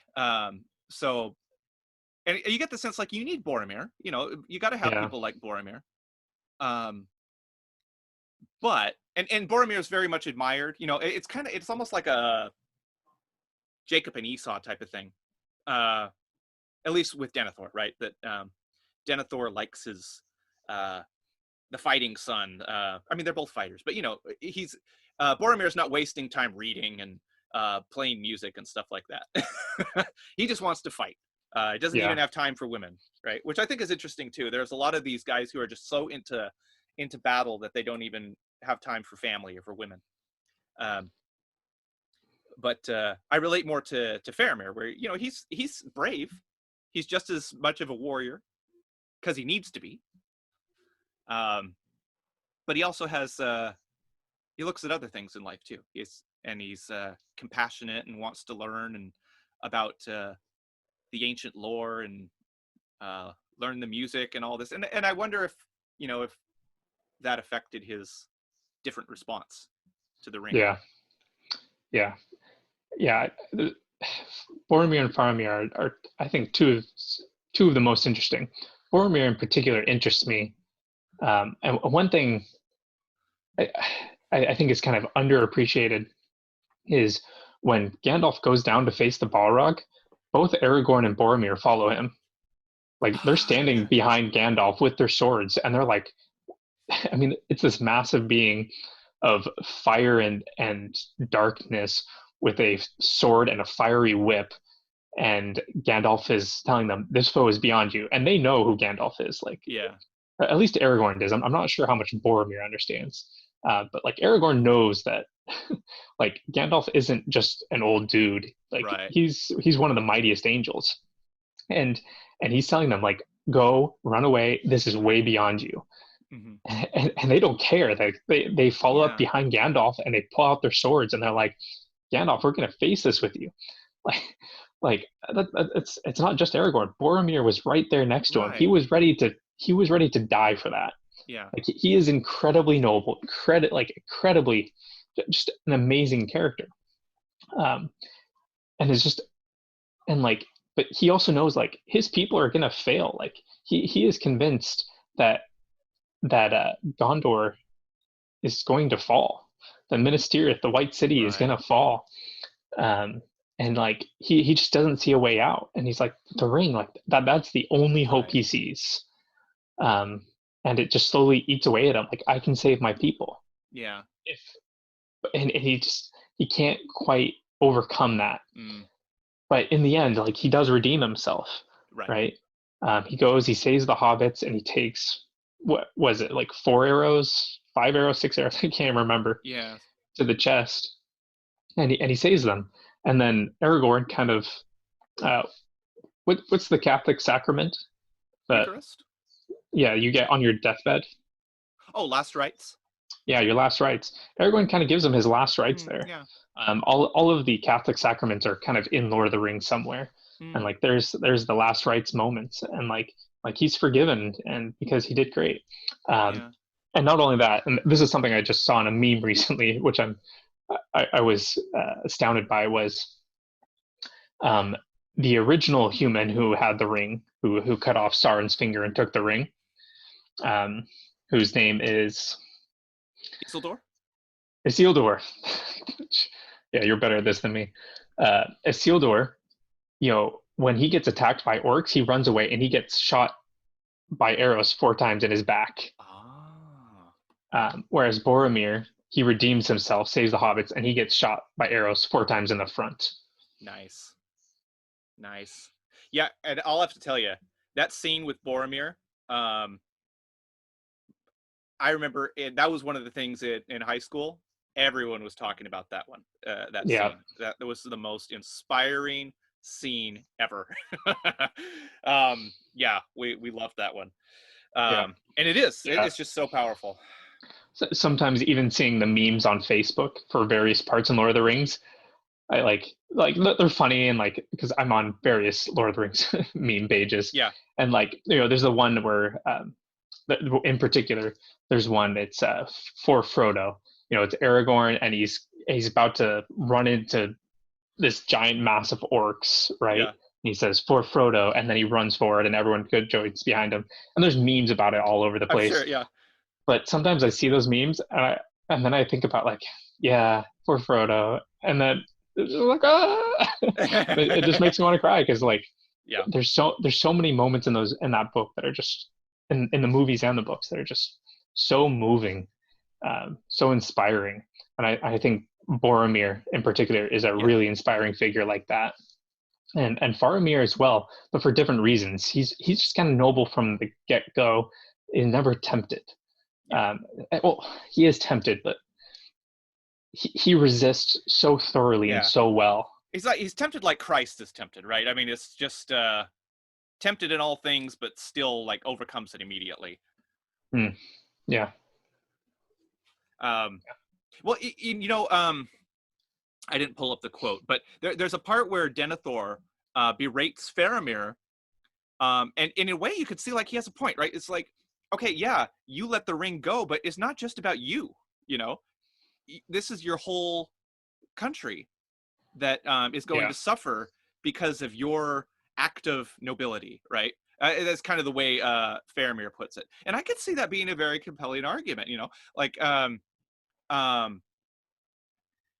that that it's kind of selfish in a way, right?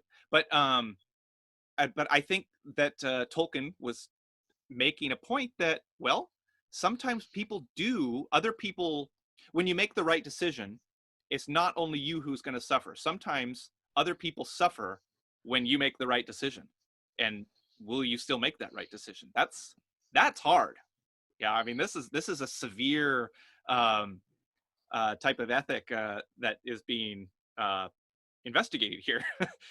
And I think I think it's in the book. I know it's at least in the extended edition, where Faramir says, if all of Minas Tirith were falling to the ground, I still wouldn't take it. And that's the point of, like, so in this in the Stories of Old YouTube video that we both watched, his analysis, which I think was great, is that there are many opportunities, or many instances of people who will have to sacrifice something for victory, which is great. A lot of times that happens, but then he asks, well, what are the values for which you're willing to suffer defeat? And that seems remarkably Christian to me as well, right? Because I mean, Christianity is basically about a guy who suffered defeat and was crucified, as a scandal to all who saw it. I mean, Peter said, no, that can't happen to you. That is just blasphemous. That's outrageous to think that. Yeah. And like, Christ could have called down angels, could have like thrust himself off the cliff and had the angels come lift him up and all these things, right? That wasn't God's plan. Right. Like Christ wasn't he was not trying to create his own plan or gain power. He was completely subject to the plan, and suffered defeat for it, died and suffered, and yeah, that theme is all throughout Lord of the Rings and the Silmarillion as well. Yeah. Well, and it's interesting. I kept on trying to think of, in the context, I don't think Tolkien was necessarily like making a commentary on every current event of his time, like every battle of World War II or whatever. But you do think of some of the decisions that were made in war, because one of the tragedies of both the world wars was that it started to extend to civilian populations, and that it wasn't just in World War II especially, we have, I think we could safely say, are the bad guys with Nazi Germany, but it wasn't just them who were killing innocent people or people who are not combatants. That our side did that too, and there's debate over whether or not that was the right decision. Yeah, I actually haven't read if Tolkien had opinions on that, but based on the stories, I imagine what they might have been. Yeah, I mean, you could imagine Tolkien being in a situation like with prisoners of war, right? Like when you're in a situation and people surrender, and like, what do you do with them? I could very much imagine Tolkien being put in a situation like that. And it's like, well, our orders is like, we need to like go forward and do all these things, but like, here we have like these 5 Germans that surrendered to us, and we can't take them forward. Should we kill them? This is a dilemma faced in, man, what was that movie? Well, I know Saving Private Ryan has that. I don't know if that's the one you're thinking of. Yes, I don't remember that specifically. In Saving Private Ryan, they let the guy go, but they end up kind of saying that was the wrong thing to do. Have you seen Saving Private Ryan? Yes, it's been a while. They let the German soldier go, but then he comes back, and then the guy who had let him go before just shoots him. And it's kind of like, I think it's kind of implied that, yeah, he should have shot him. They should have killed him from the start. Yeah. No, the movie I was thinking of is Lone Survivor. Oh, okay. I'm not familiar with it. It's in Afghanistan, and these soldiers, they're SEALs. They're dropped into Afghanistan, and they're going to their mission, but then a local goat herder sees them. And it destroys their whole, like, it will destroy their whole mission if they let them go. So they have to make this choice. Do we kill this innocent civilian who's going to report that there's American soldiers to the Taliban? do we bail on the mission? Like, what do you do? Mm. Um, and they decide to let the boy go, and he tells the Taliban, Yep. and it's tragedy ensues. Interesting. Yeah. And did they interesting. Was there did it how lean one way or another, or whether or not that was the right decision, or did they leave that kind of open to the viewer? It's been a few years since I've seen it. I don't remember it kind of like driving home. The take home message I got was more about the nobility and how tough it is, Yeah. like a pro soldier movie in a way. Yeah. And I felt like the focus was more on that than on that particular decision. Hmm. But it's been a while. Yeah. In my recollection, they made it seem like they did the right thing, and it Yeah. sucks. And this is what Right. soldiers have to do, and you can kind of understand why things aren't always well. You can understand. It. I almost feel like the point of the movie was see how bad war is, and how we put people in these Yeah. situations, Yeah. something like that. Right. Yeah. Well, yeah, I just think that's very interesting with Faramir, because I mean, I resist, like, I think it's easy to simplify the good and evil sides around all this, because it's more complex than it might seem on its face. Because um, I mean, okay, I mean, on the one hand, it's like, okay, the orcs and them are kind of simple, right? I mean, there are no good orcs. Well, okay, that's not realistic, um, but I guess but there are other, like, there are kingdoms of men and people who come and are seduced by Sauron. Like, why would they be seduced by Sauron? Um, and I think it's a deeper reading to think, okay, why would they be? Why would somebody want to follow Sauron? I think you have to consider, like, that there really would be reasons to do that, um, and think about what those are. And then also, like, okay, well, and then what about on the side of the good guys in Lord of the Rings? Some of their decisions seem like, you wonder, like, is that realistic? Is that something that would really be the right thing to do? And so, like, Faramir is one case of that, which I like, because I think that's interesting. It's like, because Boromir seems, in a way, he's right. That they'll lose all hope.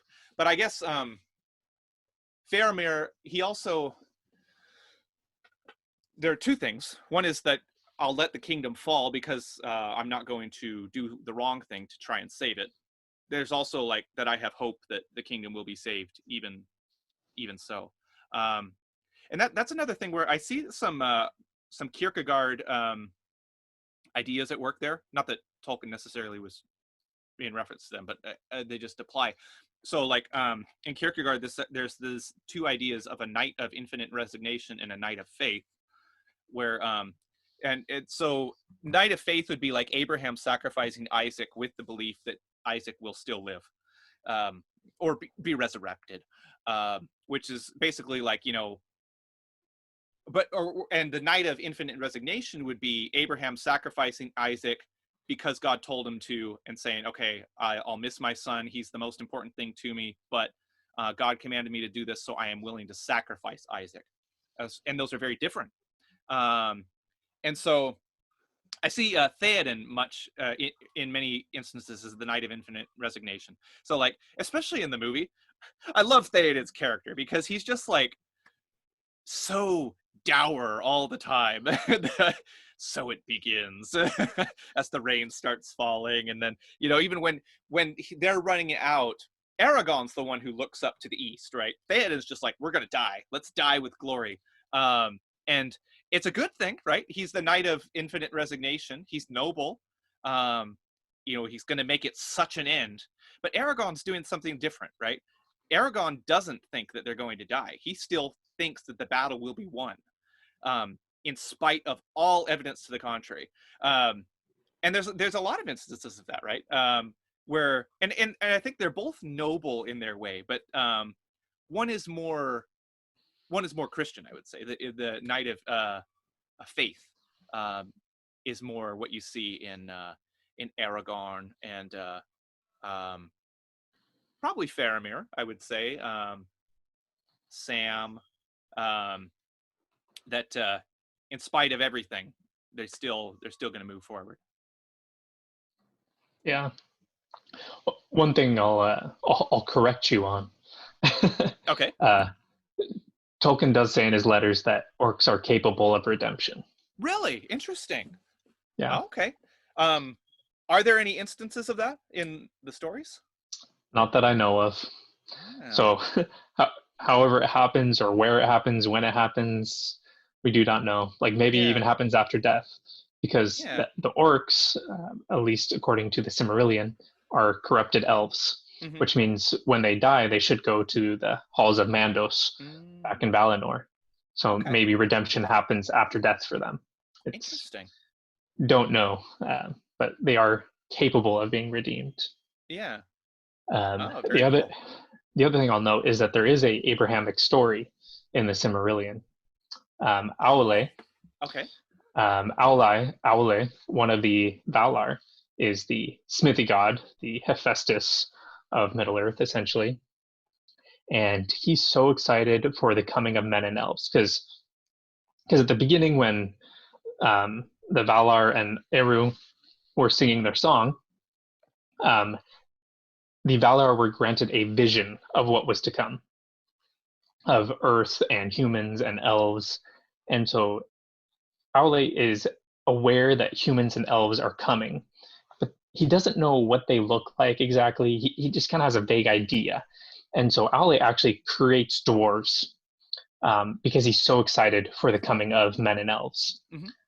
And it's kind of out of an abundance of excitement to interact with, like, an abundance of excitement of Eru's plan, and also that he wants to be able to talk to beings that are different than himself. Mm. And so he molds the dwarves, and then Eru Ilúvatar God comes and says, like, what are you doing? Like and Aule kind of feels caught. Like he's like, oh yeah, I'm kind of like corrupting God's plan. God wants, human and elves, and here I am creating my own thing. uh, you're right, like what am I doing? And he and and everyone's like, don't you know, like, even what you've created, like, they don't have minds of their own. Only I can give people like true agency and mind and consciousness. And he's like, I know, I'm so sorry. And he picks up his hammer, and like, even without Eru asking him to, Aule picks up his hammer and is going to destroy the dwarves. Mm. But then the dwarves flinch, Mm. which shouldn't happen because they're automatons. They don't have mind, they don't have consciousness. But and then God tells them, stop, like, don't destroy them. Didn't you see them flinch? Like, even during this conversation, I saw your desire. I saw that it was out of love, and Yeah. that you were willing to do, like, even destroy them for me. And so I've given them life. I have given life to your creation. And so one of the things is, Eru Ilúvatar created humans and elves. Um, First the elves, then the humans, and they're called the children of Ilúvatar. And they are solely his. No one else created them. No one else participated. They are solely his creation. The dwarves are actually the creation of Aule. Hmm. They're this completely other thing, that God just granted life because Aule was good, because he was obedient. Yeah. Um, and so that's the Abrahamic story. Oh, He was cool. ready to destroy his own creations. Awesome. So that's in the Silmarillion. Yeah, Oh, okay. I remember you mentioned that story, and I thought it was fascinating. So yeah, I want to read that one. yeah, That's a really neat story. yeah. I think it's one of my favorite stories in the Silmarillion Yeah. so far. Yeah. All right. Let's see. I'm just kind of going over my list to see. Oh, okay. A couple things, but so one was this is a more on a lighter note. So you had mentioned the memes. Yeah, So one of the things Heather and I noticed as we were going through the films is they're still very, very powerful, and I don't think diminished at all. But there are some parts that, like, memes or videos have been made out of where you can't help but think about them. So one of them is they're taking the hobbits to Isengard. Have you seen the video made off of that? So it's very rhythmic. So it's just like they just repeat that over and over again with a remix in the back. They're taking the hobbits to Isengard. God, God, God. And then also, tell me, where is Gandalf? For I much desire to speak with him. And so, as we're watching the movie, the parts coming up, we're just like, luckily those parts aren't too dramatic where it ruins anything major, but yeah, there's stuff like that. Or I mean, some of this stuff is just iconic, right? It just enters into the discourse. So another one is where was Gondor when blah, blah, blah. It's a lot of jokes made out of that one. One of my favorites was, it's the same actor who was in Titanic, right? He was the captain of the Titanic. So where was Gondor when the Titanic sank? So anyway, just some fun stuff with that. Yeah. The one that always sticks out to me is potatoes. Potatoes. Yep. That one's in the book. That one's, yes, it's in the book. And in the narrator, the Rob Inglis, and I just want to give a plug for, I'm interested in the narrator you're listening to as well, but the Rob Inglis as a narrator is fantastic. I was so impressed. But he even delivered it as potatoes. So I didn't read it in the text, but I'm imagining it's like hyphenated or something. But yeah, that's definitely, I can't remember. That's definitely a big one also. I guess one more thing I'll mention, an idea I find interesting with the Ents is time and patience. So the reproof of Treebeard is always don't be hasty, which I think is just very interesting. And he says of Saruman that his major downfall was that he tried to be too hasty, which I think is exactly right. And it makes people impatient, and he's always kind of apologetically saying, now I know you all are hasty, so I'll try and cut this short. But there are some interesting ideas there. So we don't say anything unless it takes a long time to say. Well, that's an interesting idea there, right? Because we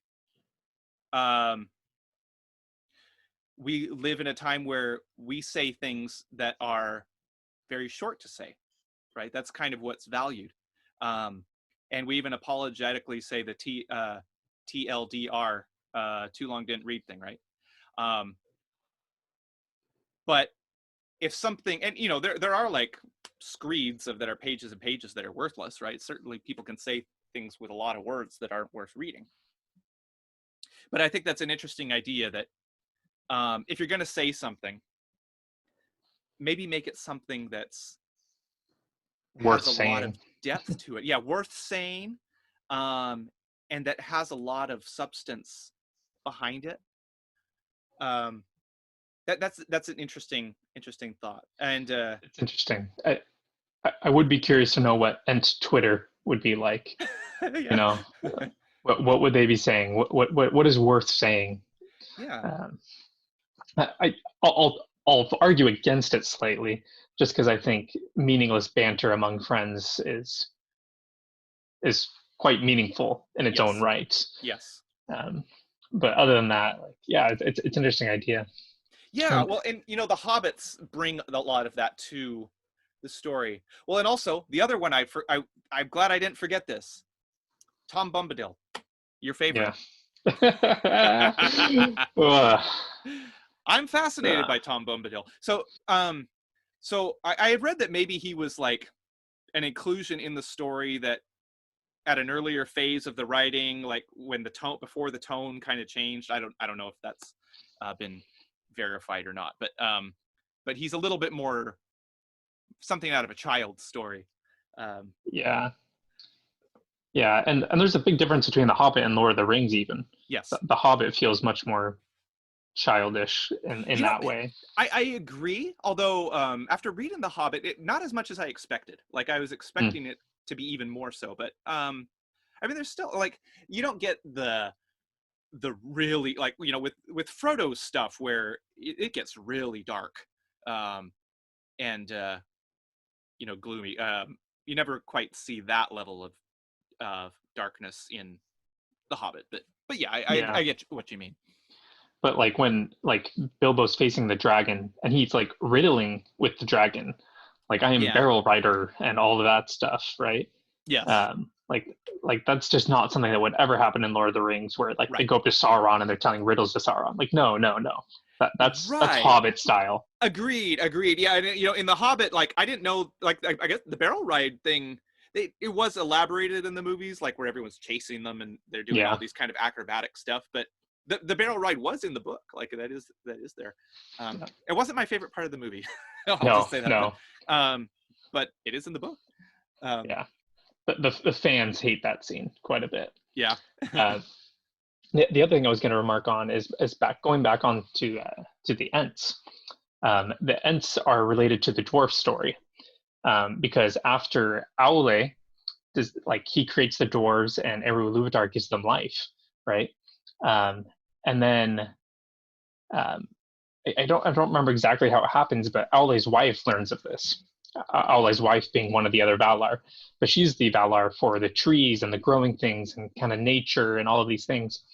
And she's like, "Your dwarfs are going to come like destroy my trees and like destroy everything because they're going to need fire Right. to meld and mold and do smithy, to do the things that dwarves are going to do." And he's like, "Yeah, they're going to do that."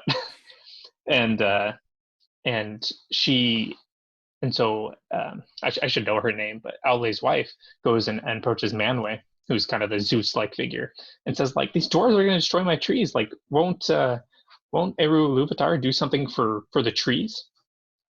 And Manwë kind of has this vision, and he's like, "Yeah, basically we're just going to like have some talking trees that are going to walk around. We're going to have tree herders, and they're going to protect the trees." Um, and it's actually kind of a funny scene. So she goes back to Aule, and she's like, "Hey, like I got some trees, so if your dwarves come to like chop them down, like my tree herders are gonna like go to battle with your dwarves, and they're gonna protect the trees." And Aule just says, "They'll still need wood," and he goes back to like making whatever he's making. Yeah. Nice. Yeah, but, Yeah. Well, the the ants. Sorry, the ants. Um, they have just a different perspective on things, right? And it's interesting how, from a certain perspective, um, people will be concerned about different things, and it makes sense, right? Like, I was just reading in the fourth volume of Blake Ostler's Exploring Mormon Thought. He was talking about this song. I think it was by Bette Midler, like "From a Distance, Everything looks different," or big things seem smaller from a distance. And he was like, "I hate that song," because human pain is real, and he's trying to make the case that God is intimately involved in human pain and things yeah. like that. But there is something to the idea that there will be different spheres of concerns for different groups, right? So it kind of makes sense that there would be, for an ent, things that would be very concerning to a human might not bother an ent as much, just because it's a different type of being. It's just going to think in a different way, and it's similar. And that's what made me think of Tom Bombadil. Also, it's like Tom Bombadil. He's kind of like, he's just a very unusual type of creature, and so for him, like, he's not, like, he's probably immortal, and he's just concerned about nature. And so, like, they talk about how, "Oh, we could give the ring to Tom Bombadil," and they'd be like, "Well, he wouldn't even care. He'd probably lose it," because Yeah. just that he's so different in his way of thinking that it would just be, wouldn't even be of a concern to him. I think that's kind of interesting. I don't know if there's anything like necessarily moral to take away from that, but maybe just as some insight into the psychological spheres of different types of people or different types of entities, whether they're real or theoretical, that people will think in different ways, right? Depending on their environment. So the effect of time on how people think is definitely a theme that Tolkien touches on. Elves are immortal, and they think about things very differently than humans, who have I can't remember the phrase that he uses, but it's something like the gift of men, and the gift of men is death, that they die. Yeah.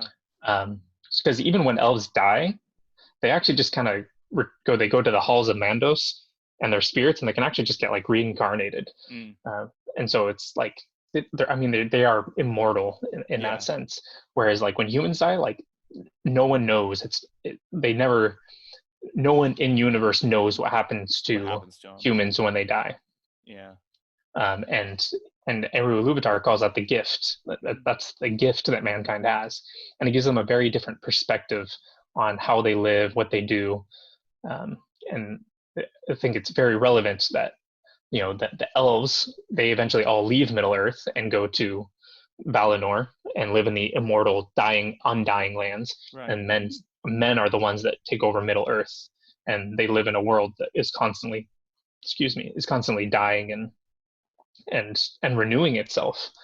Um, so one of the ways this manifests is that the elves are actually very tragic, uh, in that they're supposed to be in the undying lands. They're supposed to be with the Valar, but they leave sort of out of disobedience.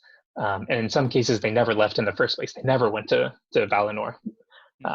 And kind of again out of disobedience in a way. They're not supposed to be in Middle Earth. Mm. And because immortal beings aren't made for this mortal world, because they live for centuries, and the trees are dying around them, and as soon as they feel like they make a connection with the human dies, because to them hundreds of years pass by so quick. And so um, the the elves, both Elrond and Galadriel, have rings of power. So you remember there's 3 rings of power given to the elves. Galadriel and Elrond have 2 of them. Gandalf actually has the 3rd. And using those rings, they're actually able to protect their homeland and keep it as immortal as they are, to protect it. And like that's really the only reason they can stay in Middle Earth and feel at home, is because they've made the trees as immortal as they are. But once the One Ring is destroyed, the 3 rings of power that the elves have actually lose their power. And so the destruction of the One Ring is the destruction of the 3 elven rings, which is the destruction of their home. So when they send out Frodo on this quest, they know it means that if he succeeds, their homes are destroyed. Yeah. And they're just going to be kind of tragic. And so their hope is that they can get back to Valinor, back to the Undying Lands. Yeah. That's a very, the idea of death as the gift is, it's certainly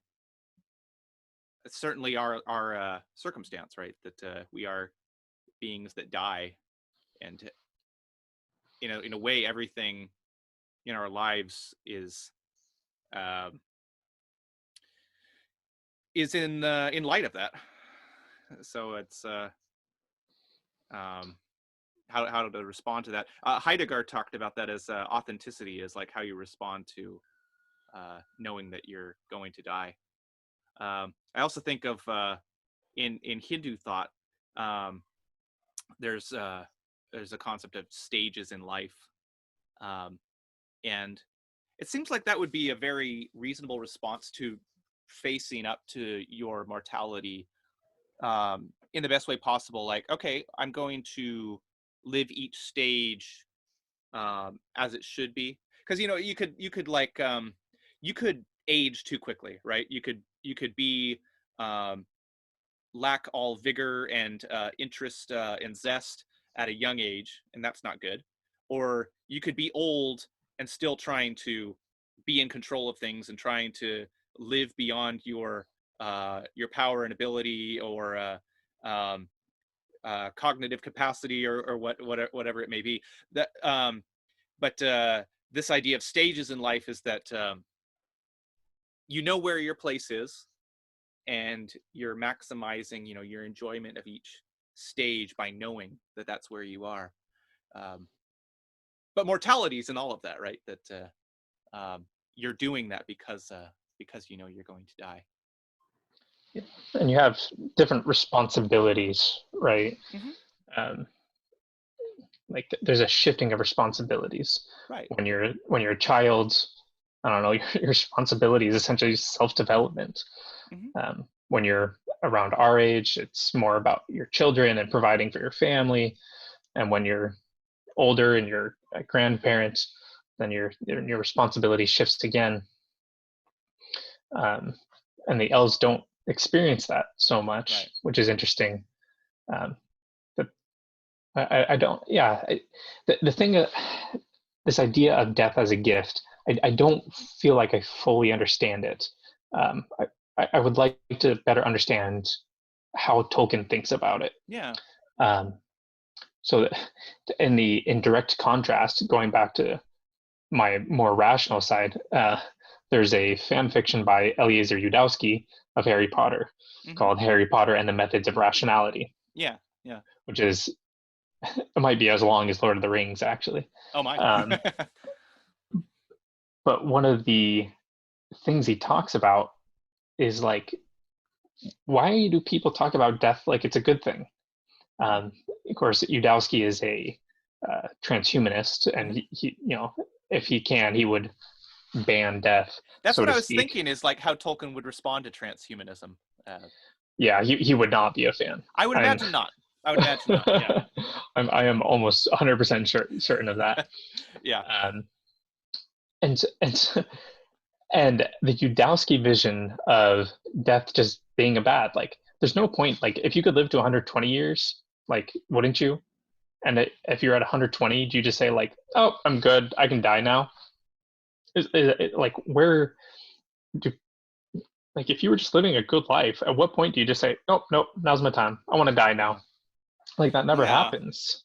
Well, and it kind of, yeah, I mean, it's that I could see that being true if each stage of our life was the same, right? It's like, I want to be out surfing, every day, and that's what I'm going to do no matter how old I am, because then it's like, oh no, I'm going to die tomorrow, so I'm not going to be able to go out surfing and skateboarding and stuff anymore. I don't know why I use those examples, but they just seem like high physically demanding activities, which neither of which I know how to do. But yeah. So, I mean, mortality does force you to progress, perhaps, right? Like, if I were immortal, what would I be doing? I probably wouldn't be working, really. I probably would put off having a family for a few 100 or 1,000 years. Right. I'd just be doing fun things. I wouldn't be doing hard things. So perhaps that's how Tolkien thinks about it. Yeah. All right. Well, thank you very much. Appreciate you bringing everything to the table here. It was fun. Of course. Thanks, Todd. All right. See you later.